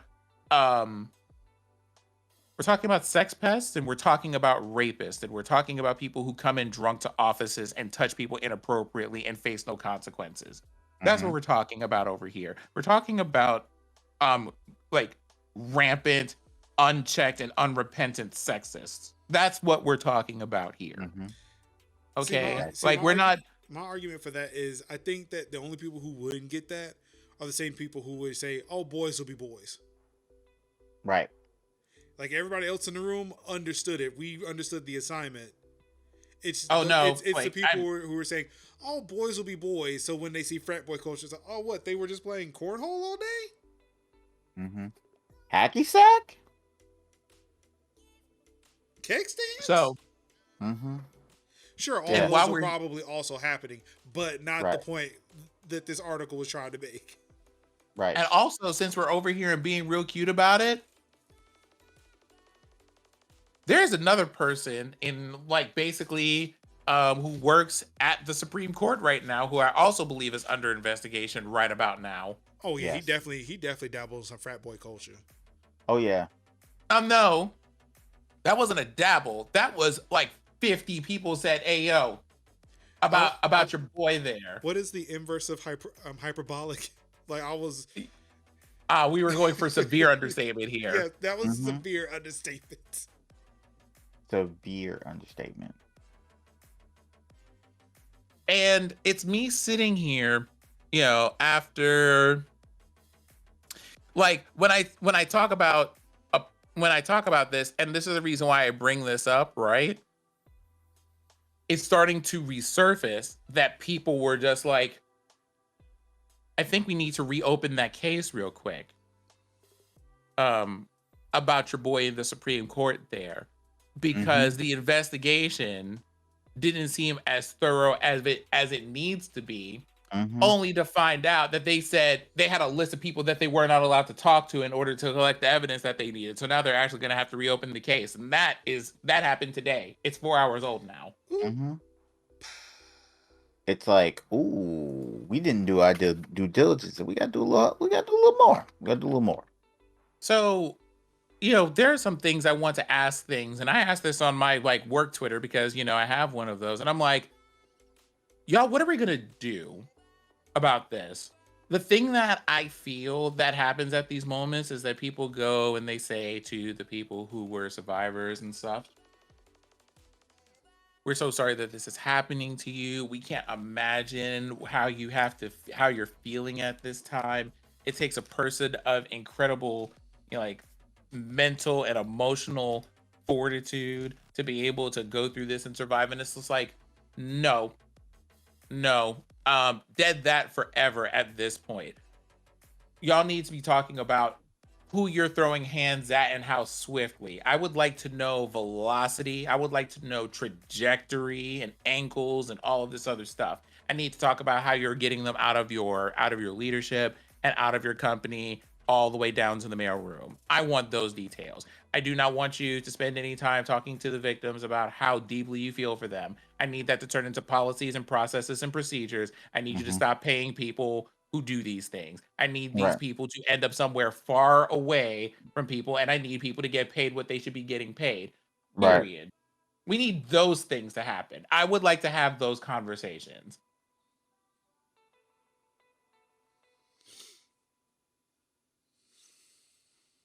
Because that's what justice looks like. I think we get used to the idea that having this groundswell of like emotions and stuff, and even throwing money at charities to help people in those situations is the same as putting that effort into examining the structures that let this stuff fester so that we have to read this last June and the June before that and this year in July and probably next year in June or July. So my problem with that, and it's again like it's not like what you propose isn't a good idea. It's the whole thing of so many people say, "Well, I want to do it, but I also have to put food on my table too." The fact that the people who are in these situations, they were kind of cast out because the fact that they did speak up, and there was a big fucking mechanism in place to push them out. because they rebelled against. Right. What are we doing? Like, it's one thing that we can say, this is what we need to do, but it becomes that thing too. It's like, okay, so if I do that, are you paying for my bills if I get fired? So it's a So, thing like, I want to it's make sure like we're careful when trying to call people to arms, because again, like I'm riding out. It's like it's whatever. well, I mean, the thing is, I'm absolutely calling people to arms, but it's not like, how do I say this? When I had criticisms, and you've heard me have them, about things like Cyberpunk, for example, I didn't come for the developers. I was just like, the developers just want to pay their rent and pay their bills and all this other stuff, and they didn't deserve what they went through. But I am absolutely going to sit here and go, hey, if you're out there in a position of authority or whatever, where you actually have the ability to influence what happens to people and what policies exist, I'm talking to you. And I think that so, and I appreciate you I appreciate you clarifying that, because that's the thing. Like, I may have missed it, but I didn't hear you say that here. And that's that thing of like, sure, we can sit and say, yeah, you got to call them out, but is it okay if I do? I'm just like all those other ones. I am very expendable. The games industry, they will fold you like a fucking chair while you're waiting for a graphics card. Like, There is so there are two levels of that, right? Some of this stuff isn't, when I say some of these things, right? It's one of those, the people that I'm talking to, it's not necessarily addressed to whom this may concern, but more to the people who have the ability to do a thing, Right. right? That part of that usually ends up being unsaid, but that's also because my experience is the following. Sitting at work, me, like a few months ago at this point, and being like, it'd be really cool. We need to talk about some diversity, equity, and inclusion stuff. And then someone having a real conversation with me about being like, hey, is this something that your upper levels of leadership, like at the C levels or like the VP levels and stuff, see as something that they want to put energy and time and effort into? Because if they don't do that, you are going to run yourself ragged trying to get people to care about something that's important. It's important that they care about it, but it's not good for you to put all of that effort into trying to get the whole company to move when the people up here who make the policies, the procedures, and all of that other stuff don't see that issue. And this is why earlier, when I was saying this, the first thing I said was, where are we going to deal with policies, processes, and procedures about how this stuff works? Because only a certain level of people can interact that. And most of those people are completely immune to the consequences of what happens, whether they make those policies or not, if we're keeping it 100. and like that, I mean, and that's why I was asked for that clarification, because I'm one of those people that if I hear something like that, and because it just like, I will be honest, the reason why I'm asking is because I heard it now and was like, well, what do I do? Like, I am a very expendable person, and I wanted to make sure it's clear, because again, like, we can't just assume that everybody's on the same page with that. Yep. Mhm. Like And that's why you're not a that's why I was person asking who's that clarification, because I'm like, I like want to if do you're something, but I can't. if you're well, like the thing is, right? On the one hand, I hate this part of things when it comes to these conversations, because it's the thing of the people that you need to do right suffer zero consequences Yeah, if they don't, yeah, and like right? So they the can afford to burden, just, the burden is on the people on the right? ground who really care, but the people who really care are also people who are deeply affected by it. And Mm-hmm. um it's one of those things, like, like at a certain point, if you're like, all right, I can look to my left and I can look to my right and I can see what's happening around me and I know the environment that I'm in. If you Mhm. see those things and your answer is either A, I really need to pay my bills, like that's it. I'm just trying to pay my bills and go home to a point. If, like, there's only so much that you can do, and I understand that there's a limit to the amount of power that you have in those situations. Because the other option is I leave. Like, literally, I just take whatever money I'm making in capitalist hell and just go, this is not as important as not working here because people are terrible, policies are awful, and everything else. But it's also, look at us sitting here and talking to each other about what we're supposed to do, when it's really your company policies and stuff should mean I'd never have to ask this question. Right, I should right. not have to talk to Linux and Kevin about this ever. It should not be a thing. It never has to be a thing. But y'all let it be one because you don't make rules for it because you think it's cute. Mm-hmm. Like people in, it's like it's not the person at the lower and levels. It's middle management and upper management seeing these plights, seeing these things happening, seeing the predators, eating with the predators, supping with the predators, partying with the predators, and then like subsequently protecting them from the retribution that they need to be held accountable for. Yeah, It's like, And mind you, these are also, because this is also in section 10, but it's not like Blizzard's the only company about that. And there are a few that have come up in the last year about this. So that's a thing of being like, right, I am not allowed to talk about the things that are bothering me, either A at all or B only in a closed loop of things, and it only happens in a way that it never gets addressed. Right. right. And so that's the thing too. Some of these things are just like, the people at the top level it's some of it is that they're aware and don't do things, but some of it is that they're literally not aware and people cannot make them aware, because if they do, they get fired. Mm-hmm. Mm-hmm. Because also, this is everyone's friendly reminder, well, why don't you just talk to the HR department? Because the HR department's job is to protect the company from getting a lawsuit and not to actually help you. Mm-hmm. If we're keeping it a buck, and we are, because this is the Tech Talk podcast, Yep. so that's what we're doing. Right. HR is mostly to keep the lower subordinate workers in line, as opposed to upper and middle management. It's like HR is basically give the lower workers the ability to do the tools to do the job, or to put in information. It's not for HR doesn't really is supposed to hold middle and upper management It gives in line. capitalism a warm fuzzy face. Right. And it's sitting here and having to do this, and it's something that I've talked about before in other places, and also here, of being like, I really like, on the one hand, right, there's a trend in companies. There was at one point very much a mood of, I don't even care really how the magic works as long as we get the stuff that we want from these companies.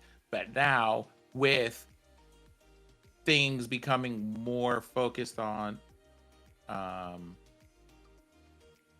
who our companies are and what kind of people they are and what their values are and all of that other stuff, with the generations that are present and to come, we also have to deal with these moral quandaries of being like, wow, I really like the games that you make and they're fun and they're entertaining, but you're also like really shitty to people that work for you. What am I supposed to do with this?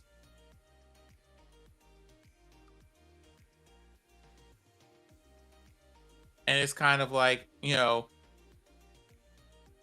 we have to talk about, well, at what point do we decide that martyrdom is the way that we want to go? Because it's one of those, we have to get to a point that every single person doesn't have a job, and then the company just goes, well, what are we supposed to do? Maybe don't be terrible. Mm-hmm. That part. Because that's really the whole Craig's Scrub. It's like, imagine this lawsuit not coming out. Like, imagine, you know, reams and reams of articles coming out about this. Would we know what we know now if the whole state of California was like saying, fuck you, we're suing you for some fuck shit? And you know And something about what you just said over there, CX? Allow me to make it, it's not like it's not painfully obvious or anything. Companies make sure that people are easily able to take your spot. Sorry, what Oh, were and you saying, Kevin? I know who CX is, and I know he is definitely speaking from some experience. Yeah. I know he is speaking from experience. Mm-hmm. I know exactly who he is, exactly who he works for, and I think about him every day. Mm-hmm. I think about him every day. Mm-hmm. But yeah, Hope everything is going right with you, CX. I really do. Ropes. But Um, I just like I'm at that point where it's like many of us have to, have to make the moral equivalency of do we support people with absolutely like horrible business practices and poor treatment of workers, or do we want these games that we love, and we have to make these moral equivalencies. Sometimes it's like it's easy, like, you know what, I'm not like with Activision Blizzard, I don't play COD. Fuck him. I don't play World of Warcraft. I stopped playing Overwatch. I stopped playing Heroes of the Storm. Barely did I get the whole Hearthstone thing, dabble, whatever. So I'm like, fine. But there are many times when it's like, there's some bad companies that make games that I love. And I have to choose if I want to do it. Now, sometimes it's easy, sometimes it's not. I would If say most times it isn't, especially if they're games you play with friends. yeah, most times you play I with mean, it's friends, yeah. also the thing too. Like looking at, I'm gonna say it's always difficult. It's never easy. Even Activision, it's not easy. Not Well, easy. like It's some still of not because some of the of the fact that games were easy for me to give up because like the thing is the things that were easy for me to give up, quote unquote, are things that I don't like, I don't play them. again, it's not So so much like Right. easy to give up. I'm talking like I'm not saying whether it's easy or hard to give up. I'm talking about mhm. the additional support. Cause sure, I can say like, yeah, I'm not gonna play these games ever again because I was never playing them. But again, I mentioned earlier in our in Discord that I wanted to play Call of Duty. Mm-hmm. I have Yep. again, I have new equipment, and Call of Duty is one of the games that features ray tracing. Mm-hmm. And that was a game I wanted to try. Again, that's still like for me too. I launched Cyberpunk Tuesday. Yeah. For me, Overwatch is still a game that again, as much as I hate to say it, I still resonate so much with Overwatch because that was a game I played countless hours of. And like one of the games I'm actually decent in, which really sucks. Mm-hmm. The fact that I still like the character Diva. I love this game, and it's one of the games I was using as a benchmark for streaming. Mm-hmm. Um, so like it's one thing to say like so like in that case like it's still difficult for me to hang up on games that I have already bought from these companies. They already have my money. So in that case, I feel like you know what? Sure, that may be a terrible company, but I've already bought it. I own this game. I feel like I shouldn't stop playing it. There may be times like Mm-hmm. I may distance myself from it because it ain't a good look. It's the optics for me. But it's that Right. thing of in the future, they may make something that you like that you say, man, that looks dope. And then, but then you decide, well, I don't want to support the company. But the only, and this is why, like, you or a handful of people boycotting a thing hurts the developers more than it hurts the Yes. company. So Yes. that's what I'm saying. Plus, It's a hard thing to sit there and say, well, I'm not going to support the company because there are people who actually, who are going through these conditions. right. And the And, fact that because Bobby Kotick don't give a shit, you decide to hurt everybody else. Bobby Kotick got paid. right. Popcorn got So paid. So you not hurting there And Bobby Kotick. I think it's like kind of a little bit of column A and a little bit of column B yeah. because here's the thing.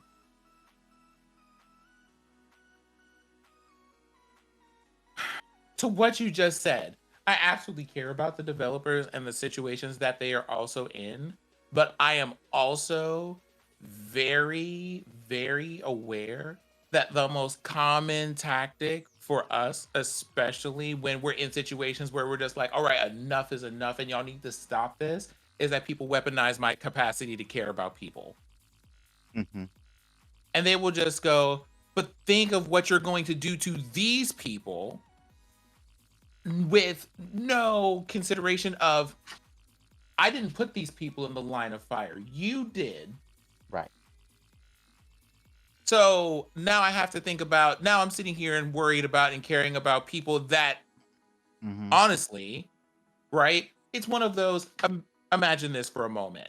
You are telling me when I look at your company, you just go, you have a 148 bullet point case, well, 148 point case in court across 29 pages because of sexual assault to the point that people were driven to suicide. And what you want to do at that point is tell me, but if you boycott our company and stop buying our games, it'll hurt the people who make them. Right. It's like, Imagine placing that emotional and empathetic, like that emotional and right. mental burden on me because you did something so bad that a whole state had to sue you. Right. It's that whole like you're causing the problem. You're causing the Like, problem to make me the consumer in a way like, well, if I stop supporting this game, then I must think of the people that are doing it. But then at that point where it's like, I'm not the one that was like, I'm not the one being sued. I'm not the one that put myself in the that put people in harm's way and treated people like shit. and so you have to, like, it's Right. all of those And I didn't things. excuse these like predators to do the things that they do. Gave them And clearance. and then the other thing is, that's the only power that I have Mm-hmm. in this situation. It Right. is the only power that we have. The only power that So we have is our president. like the only power that I have when you do something that is so repulsive to me, Mm. like like as far as like principles and everything else like that is concerned, is to go, I am going to stop buying things from you because what you understand is money in your pocket.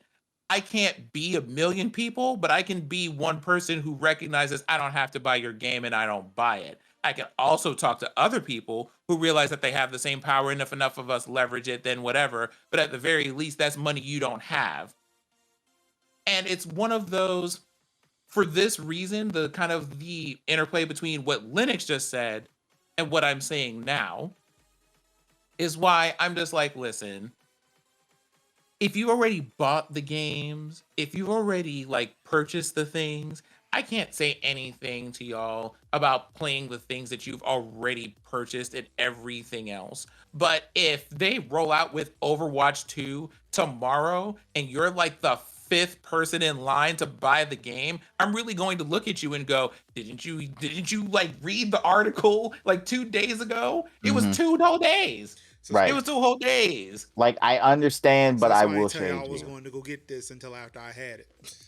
Right. It's like I'm a shade y'all about it, but I'm gonna be like, okay.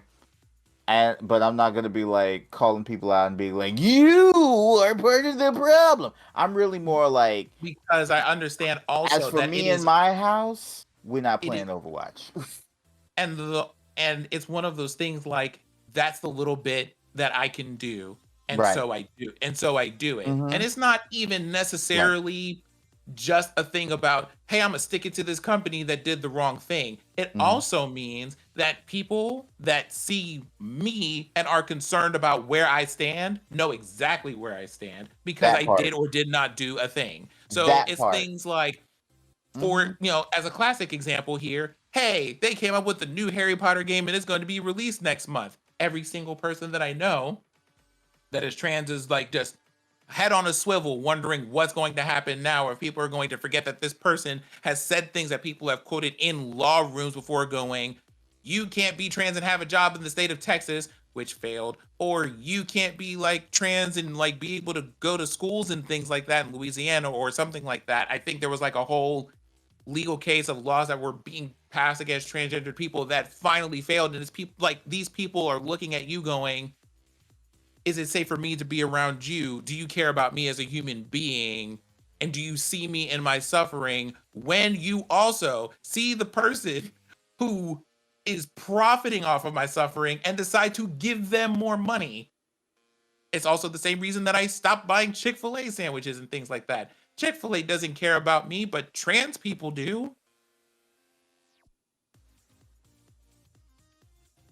Gay people do. That type of thing. So that's it, it's all of that stuff. And, you know, that's why I come for leadership, but I'm not going to come for you. It's also like we have to live here in the middle of America. How easy? The answer is it's not. How easy is it for us to like go? We're going to choose in this landscape that we live in, where we need money to function and all of this other stuff, to do the right thing all the time, every single time.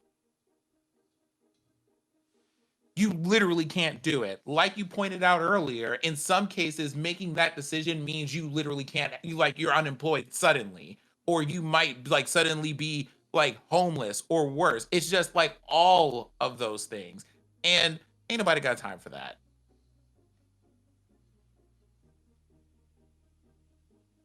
Look, I don't do TC. I don't do bigger chicken here. Unfortunately, I can't get my wife to stop. But Now, look. now that being said, if you're listening to this podcast and go, okay, well, what is the answer? Or like, what is the 12-step program for this? The answer to this is we don't have one of those. That's not how it works because we live here.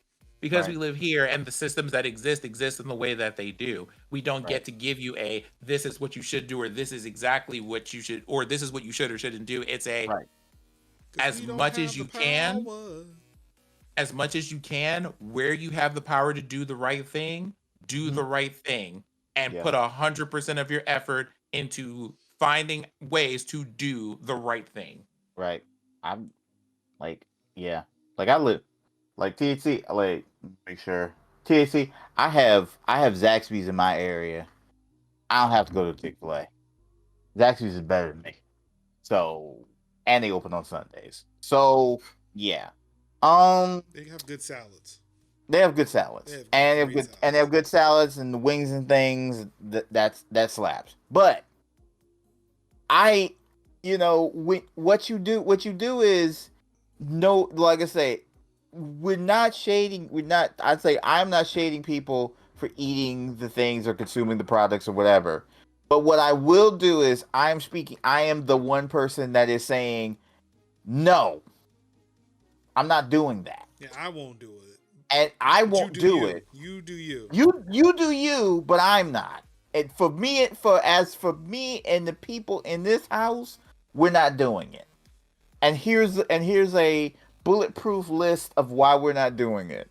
Now, there are many times that many of us have had to make moral equivalencies every bit of part of a day, being like, I'm not eating this thing every day, or if I can go somewhere else, I'm gonna go somewhere else. If I want was to eating eat this, Zaxby's for about 2 weeks straight. yeah. So it's a matter of you either full stop a turkey or you eat it as less as you've always done. The point is like you have to like make the changes in your life how the changes in your life goes. That's how that works. If but I've built up in a way that I don't have to dabble in Overwatch. I don't have to dabble in World of Warcraft. I don't have to dabble in that. And then there's another argument that I hear like, oh, this only happens in like AAA companies. Indies don't do it. Indies do it. I mean, have you ever heard of Indies Night are in the bad Woods? too. Indies are just as bad. Night in the But the problem Woods. is Like, if come they don't on. get, yeah, but they don't have the consideration because many of them are smaller companies and they have smaller things. But indies can be just as toxic as Well, no, as AAA. it'll get out. I don't think you'll hear it from the indies as much, mainly because of the fact that they can point to one person. Right. It's not systemic. It's Right. normally just one person, and like Mm-hmm. because when it happens to like indie suit, like I mentioned, Night in the Woods, it was pointed to one person. I think the guy who was doing the music. Like, oh Mhm. no, it was that guy, that Right. one person. It didn't permeate the Right. company. It was Right. that one motherfucker right there. Get Right. him. Unlike Activision, where it's like, oh no, it's actually just whole ass teams and Mhm. Yeah. departments. It's Fred. We're looking at Fred. Fred is the outlier. And yeah, when with indies. Yeah, so that's why I feel like you don't hear it from indies because it's normally like they are quick to remove the bad egg, Mhm. which I wish more companies did, but here we are. Right. Well, you see, and that's the thing there is that, it's not even just like, hey, you're looking at a company where this never happens, but you want a situation where if it does happen, the answer is, oh, okay, gone, next thing. Mhm. That's it. That's all I want. Mhm. Yeah. To swiftly be able to get rid of, like, I don't like to use the term bad apples because that doesn't work. I would say like I don't even like to use the word bad actors. I would say like bad folks, problematic people, and get them out. Mhm. Take that Because agile methodology to pruning the weeds in your company. right. Mm-hmm. Yeet them and keep it moving. Prune the weeds, trim the fat, so to Yeah. speak. Mm-hmm. Yeah. But like that's something that I'm a big proponent of like speaking, of being like sitting there and drawing a line in the sand and being like, I support X, and if you don't, I support X, and I'm going to be the change that I want to see, and letting people know what the fuck time it is, because some folk be like, you stand for that. I was like, no, I don't stand for that. I don't stand for that, because majority of my community is women, and why would I have like abusers in my community because of quote unquote they're the supporters? I'm like, hey, I love you. I'm like, hey, that support was awesome, but you got to get the fuck out of here. And because we're not standing by with that. We're not standing. We don't accept that. We don't bring that. We don't accept that shit. Some did, but I don't. And that's all I'm gonna say about that. Any closing thoughts on this? This is just another reason why I play Paladins and Smite. Oh wait, I thought I misheard My that, and I closing thought you thoughts. were about to go into a list as to why, as opposed to No, this no. story being the reason why. Yeah, this is Like my yeah. closing thoughts on this are just going to be like the thoughts don't close. Like this never ends. So like keep an eye on these things. And also, I'm pretty sure it's not people here in this chat, but I'm gonna tell y'all something. For those of you who are listening out there, when we tell you that these are problems and you tell us, well, sometimes people lie about them or whatever other devil's advocate hotep nonsense you want to come up here with happens, and then we have out here a year later with the whole state trying to sue the company that you told us that we didn't need to worry about. I want you to know your words and concerns and like thoughtful like tweets for the optics or whatever about how you're concerned about these survivors all of a sudden, although you haven't been listening to them for the whole time. Let me tell you, especially in one particular case where we're talking about Black women, we told y'all forever and an age ago and y'all didn't want to listen. So Still don't come don't. over here. Don't come over here now telling me about how you should have listened. I need you to figure out what you're gonna do. Mm-hmm. Well, I say, you tried to tell us. Okay, yeah, that's great. Thank you. I mean, thank you for letting me know. Thank you. Figure out what you're Keep, gonna do. figure out. Keep saying it all the way over there, and keep saying it often. every day. Don't stop. Maintain that energy. I knew they was. I knew bad. No, yeah. Well, you didn't tell the rest of us. And Oh well. also on that same vein, Mm-hmm. for people who genuinely didn't know, Mm-hmm. because they don't, like for example, like they don't play games that are made by Activision Blizzard because that's not their thing or whatever, right? Right. There are two things. One, your words aren't like if you weren't paying attention when people try to tell you to your face and all this other stuff, we don't want to hear that from you. If you truly did not know, here's what I'm going to gently do. Gently, that I'm going to respectfully ask you to Google, follow people who look different from you, and pay attention. Please and thank you.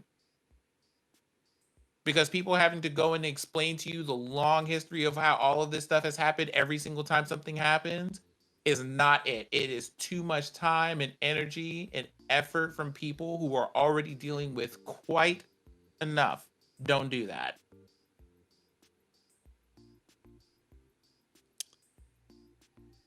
You heard it here first, folks. Mm-hmm. Indeed. Also play Paladins and Smite. And make sure your mics and your audio is working when you do that. If you decide to stream it. Actually, child, hold on. Let me check a thing real quick. I need to Oh. find out who this is made by. Hold on.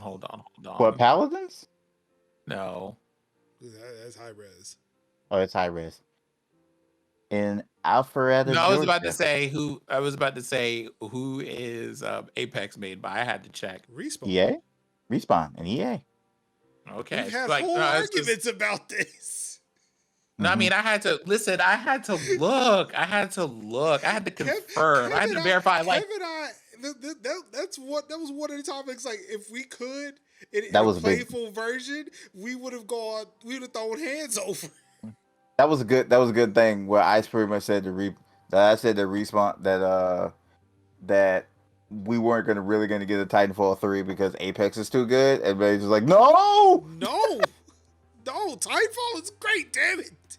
Yes, Titanfall is great. I play Titanfall. Love Titanfall. Love BT. I kind of want to play it again. I mean, Yeah, I don't think it's going to do again with my hardware. I don't think it's going to be any different than where it was before. But still, Right. Love Titanfall. Love Titanfall 2. Love Titanfall 2. Love to see a Titanfall 3. Probably not going to see anytime soon because Apex is too good. So yeah. I know one person who's not going to be playing Titanfall because getting a little bit up there in age. Snoop Dogg is not. Oh. It's streaming news this week, and I'm gonna tell you, we have a full docket. Every little section was full. Tech, gaming, streaming, updates and deals.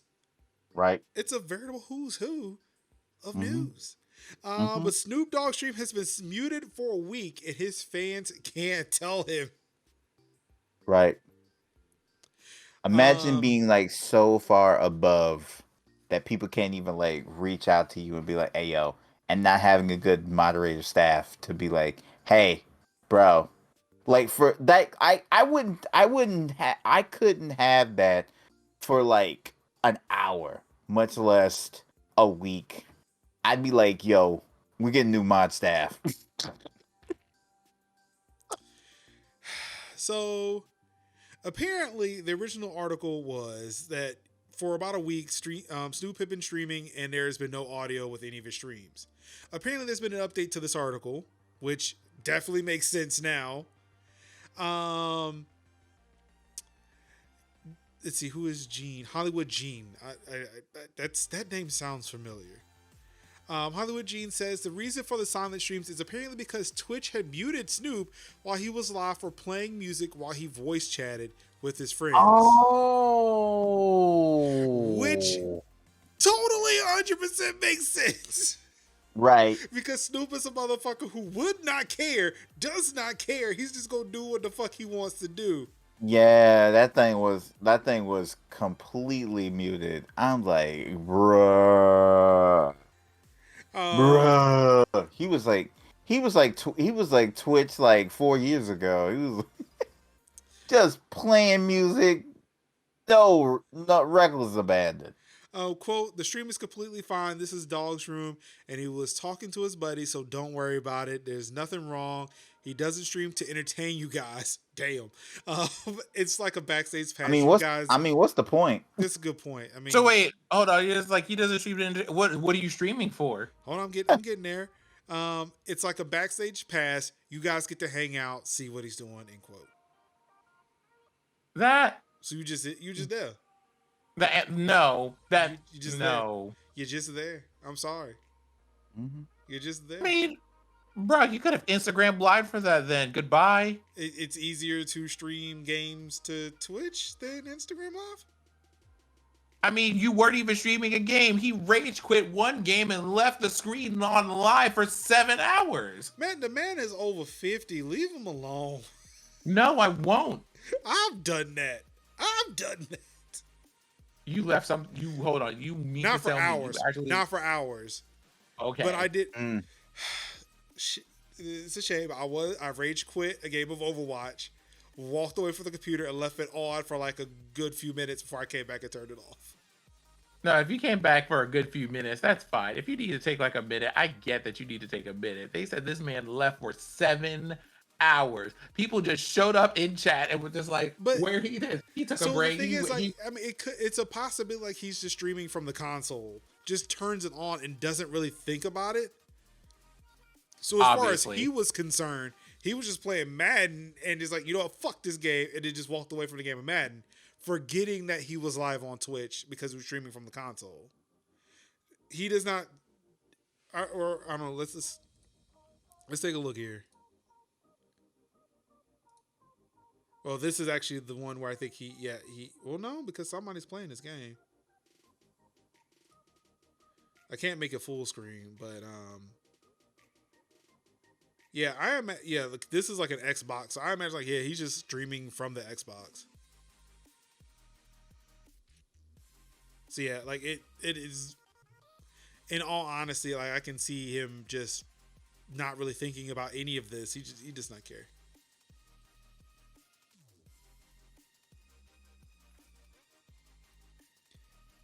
Wild. News entertainment are an algorithm. If you stop doing things of note, then you become irrelevant. It's the reason certain celebs are irrelevant until they do some horror shit and the industry feeds on it for clicks and views. Snoop knows this. Or he doesn't think the viewers matter enough to turn it off. And that's the thing. Like, Snoop is like, one, he's in a different tax bracket. Two, he's in a different age bracket. The two things we are not in, and he does not care. I can tell you right now, he does not fucking care. Right. Listen, let me tell you something. I love T-Pain. I love T-Pain a lot.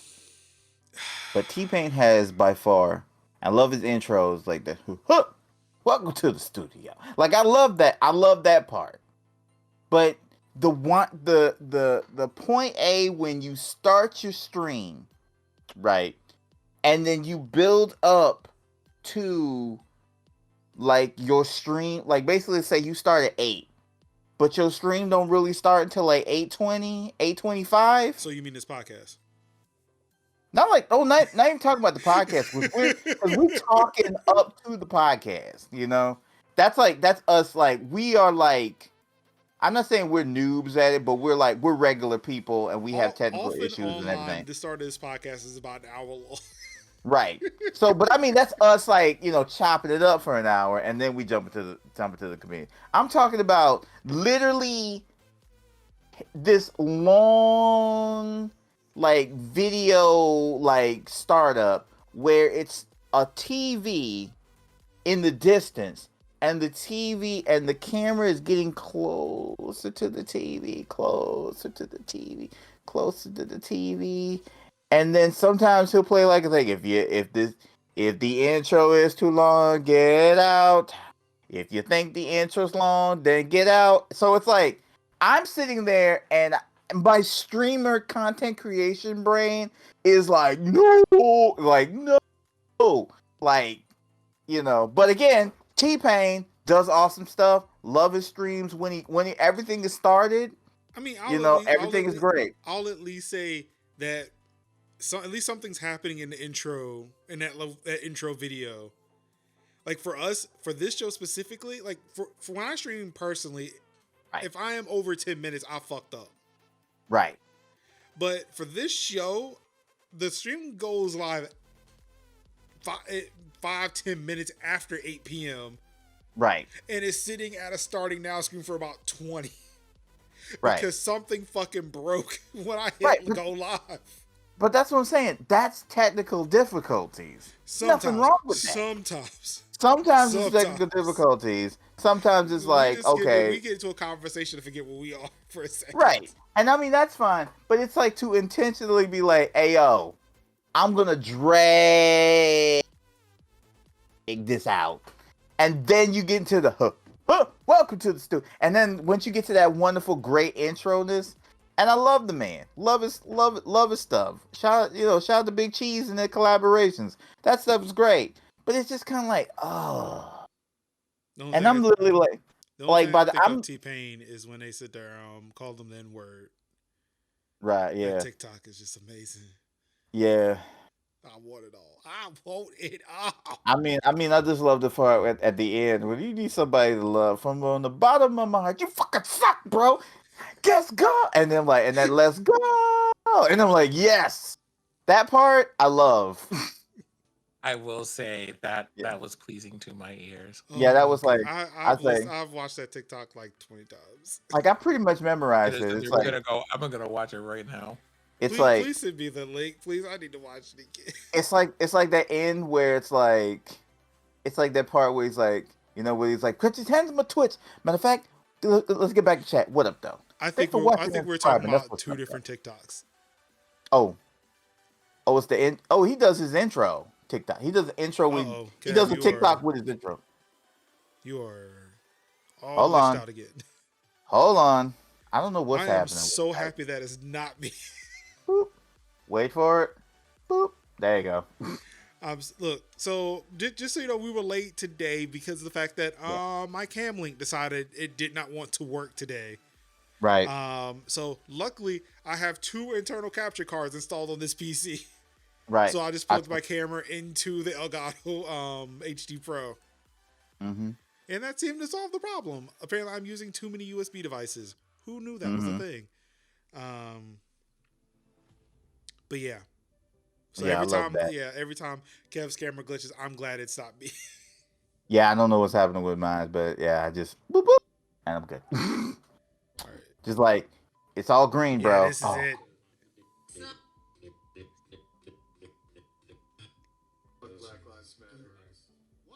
Oh yeah.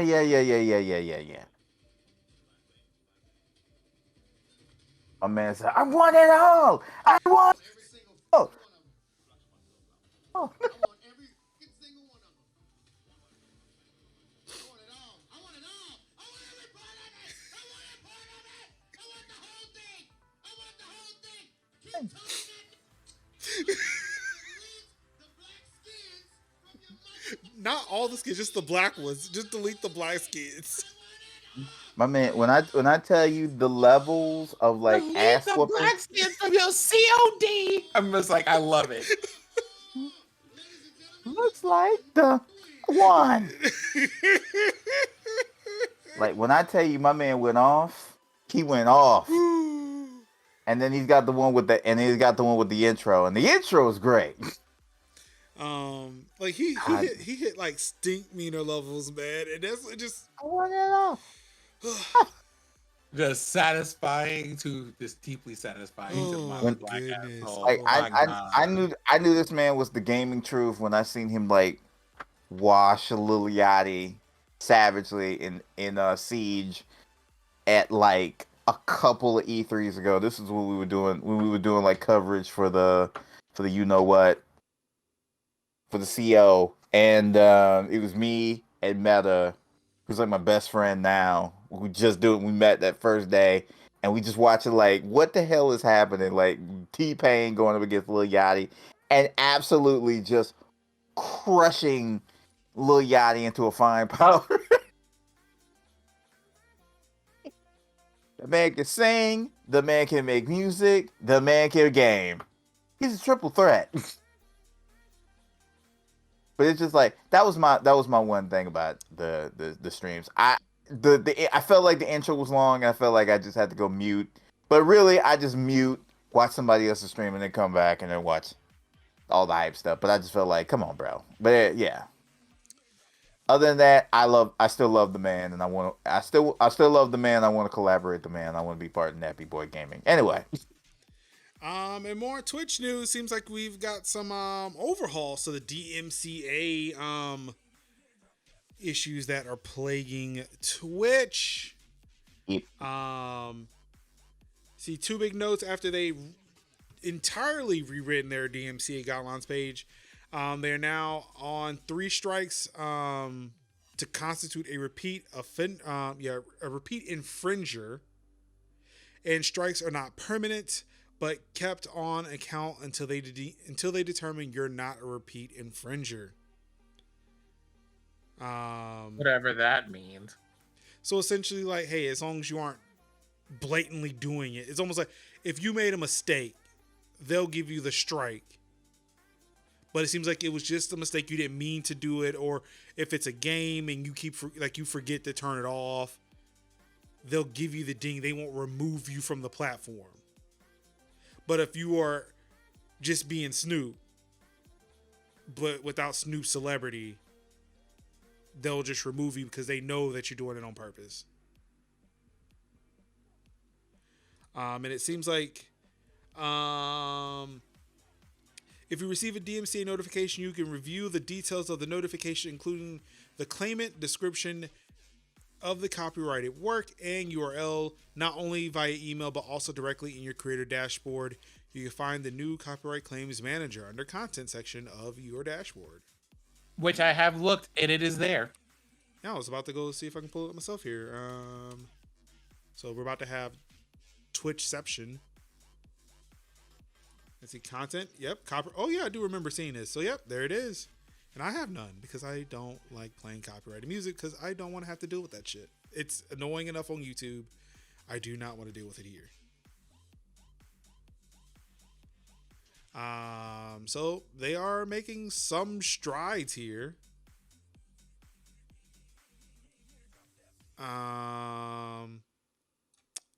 Let's see, moving on to updates. For those of you who have AMD GPUs, there's a new GPU driver update. I keep forgetting how infrequently AMD releases GPU drivers.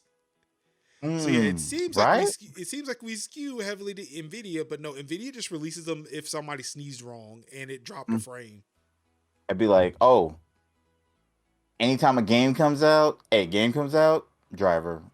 Coincidentally, when I installed the 3090 or 3080 Ti Tuesday, there was an Nvidia driver update that I was not aware of. Hold on, let me check. I think there's a driver out right now. I just seen. Oh. Apple releases iOS 14.7. Jeez, why am I saying words weird? Apple releases iOS 14.7 to the public with MagSafe battery pack support, ability to combine Apple Card accounts, and more. More specifically, it does include that update with that SSID bullshit that was going around. But also, while we're here, I do want to talk about that fucking MagSafe battery that they're adding support for. Apparently, the iPhone does support wireless charging, but only to this MagSafe battery.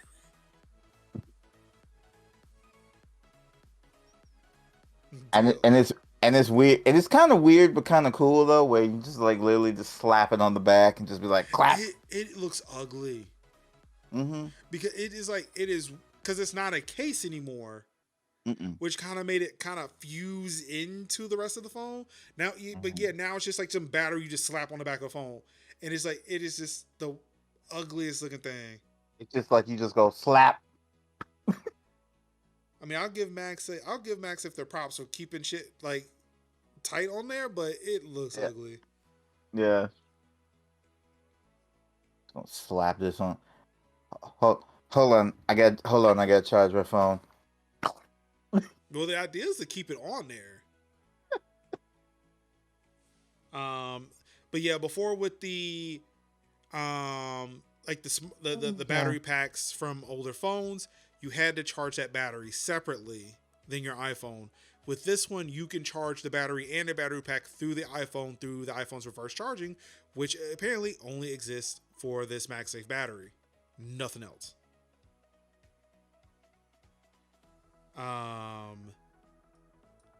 And in the deals section, Game Pass is about to have an unbelievably good month, which, sure, I guess.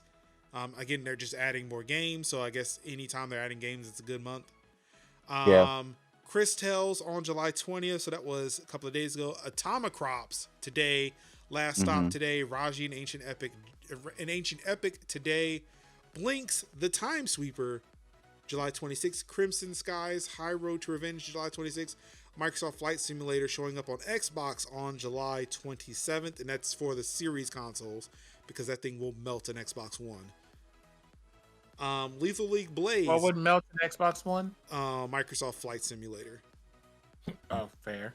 Yeah, that's one of the games I wanted to try last night, but apparently I do not understand games that will only download the client from like the store, and then when you launch the game, it wants to download all the fucking assets.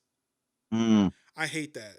So I have to go and launch Microsoft Flight Simulator to download the actual fucking game now. Ugh. Gross. Lethal League Blaze July 29th. Omno July 29th. The Ascent July 29th. Project Wingman July 29th for PC only. Hades August 13th. I'm actually not. You know what? I'm there now. Yeah, I'm ready. I wouldn't mind playing that not on my Switch. Yeah, I'm gonna play that. I'm gonna at least get one day of Hades for the peeps. 12 minutes, August 19th. I'm looking forward to that. It's Psychonauts 2, August 25th. Now when you said Lethal League Blaze, I was about to go, ain't nothing like a funky beat, and I was like, so yeah, those are the games coming to Game Pass in the next month or so. So have fun with that. Battlefield 1 is free on PC through Prime Gaming until August 4th. And Battlefield 5 will be free to download. And I want to say August 2nd. Yep. You'll be able to grab Battlefield 5 following the same method from August 2nd. And yes, if you tuned into the stream last night, you were able to see just a smattering, a little taste, a little morsel of ray tracing. We got to see just a little smattering because it was just like the puddles of water that were on the ground. It's not like there was a huge reflective surface or a window I could walk up to. I was too busy getting shot the fuck up. So yeah, that was an ordeal. That was a lot, but we have made it to the end later than usual because it took forever to get this damn stream up. Because quality content is what y'all got. Yes. Looks like Kev is checking his calendar, see what he's got going on this week. Oh wait! Before we go any further, I forgot Epic's games. I don't get articles for them anymore, but they do show up in the Discord server. Defense Grid, The Awakening, and Verdun are free this week in the Epic Game Store. Oh yeah, I gotta jump on that. Okay, what you got going on this week? Well, try to squeeze in some Yakuza Like a Dragon. Might also, like, if nothing else, like, just turn on Bug Fables and just see where it goes from there. Backbone has been, like, a lot of, like, awesome Game Pass games have been sitting on my PC being like, hey yo, when you gonna play me? So yeah, probably gonna at least try to dabble with a few games this week, this weekend, and of course, the jumping back into the indie scene again. Shout out to Teen 17 for reminding me about how good Before We Leave was. So probably squeeze in some of that as well. Maybe a little Astroneer. Just basically just squeeze in as much gaming as I possibly can. This week and next week. Um, what else? What else? Well, I think that's it. I think that's it. For the most part. For the most part, really. Yep. Cool. Sid. Well, we got some tabletop game shenanigans and stuff happening on Sunday. There's streams on Monday and Tuesday. And hopefully between all of that, I'll be able to do something with all the spreadsheet stuff I'm trying to work on for my day job. Awesome. So that's about it. I want to have cool things to do, but I don't. I don't have a lot of cool things to do. Let's see, for me, got a haircut this weekend, but looks like Saturday's going to be a day all to myself. So after haircut, so I got a grill for Father's Day, got a charcoal grill. I've been trying to figure out how to use it. I only know how to use gas grills. So I'm trying to figure out how to use this charcoal grill. So I think I'm going to try to get it working this weekend. Outside of that, some more benchmarking, more testing, trying to get things to work and see where the 3090, I want to call it 3090, but it's like the 3090's little brother. The 3080 Ti's kind of performance, see where that's at. Because my wife helped me buy it. She said, like, she wanted to help my business. She wanted to help my hustle. So she is now, like a concerned investor, asking me, so how is this helping your business? What are you doing with it? What are you producing? What is your business now? I've never had someone ask me about what I'm using a graphics card for as much as she's been doing it. So now I feel like I really have to make tangible results. Gotta put things together. It's true. So yeah, I'm hoping to at least produce some stuff. Show her, hey, this is what it does. This is what I want to do. This is what I'm trying to do. Which yeah, obviously is pushing my hand back into street me again because I've got to justify why she helped me buy this card. Mm-hmm. Look, ruined. That's what I tried to tell her. It just makes everything look pretty, but she didn't quite buy that. Maybe if I tell her it plays Stardew better. But yeah, just more gaming, more seeing what I can do with the card. But yeah, outside of that, just trying to survive another week at work. Hoping I don't blow up any more computers because it's apparently what I'm prone to do. Yeah. It was a computer nobody was using, so that's also what made me feel better about what happened today. Mm-hmm. But yep, that's it. Thank you all so much for tuning into another episode of Tech Talk Thursday for July 22nd, 2021. I have it on good authority that the GOAT, Hideo Sanaka, will be joining us because tomorrow is Tech Talk Thursday Plays. Ooh. Where we are playing Sea of Thieves, and again, Dead by Daylight. Sea of Thieves. And again, I am stressing all of my co-hosts here to download the game now. Did that. Still was like, Oh, sorry. Yes, next week, not tomorrow. Thank you, y'all. Appreciate it. Next week. I don't know. You might catch me on stream tomorrow playing Sea of Thieves. I don't know. I might do it. Don't look at me, because. Sanders. And also, I do want to give a heads up that the following week, the first week in August, we will not be having a show because we're having a planning meeting. We're planning some things, and it's going to be really exciting, and I cannot wait. Mm-hmm. To bring some of these things to fruition. We're really excited. But that's it. Thank y'all so much. Of course, on behalf of it's your boy Kevin the building, Sinziak, and the GOAT. Idio Sanaka, I'm your host, Mark Summers, Major Linux. Thank you all again for tuning into another episode of Tech Talk Thursdays. You all could have been anywhere in the world, watching any stream in the world. You could have been reading the tech and gaming news yourself, but you said no. They're using they are using baked-in lighting. They're faking their indoor lighting. This stream over here, they are tracing rays. They are path tracing. They are ray tracing audio. Because they got the hardware to bring you this crystal claro content on this platform.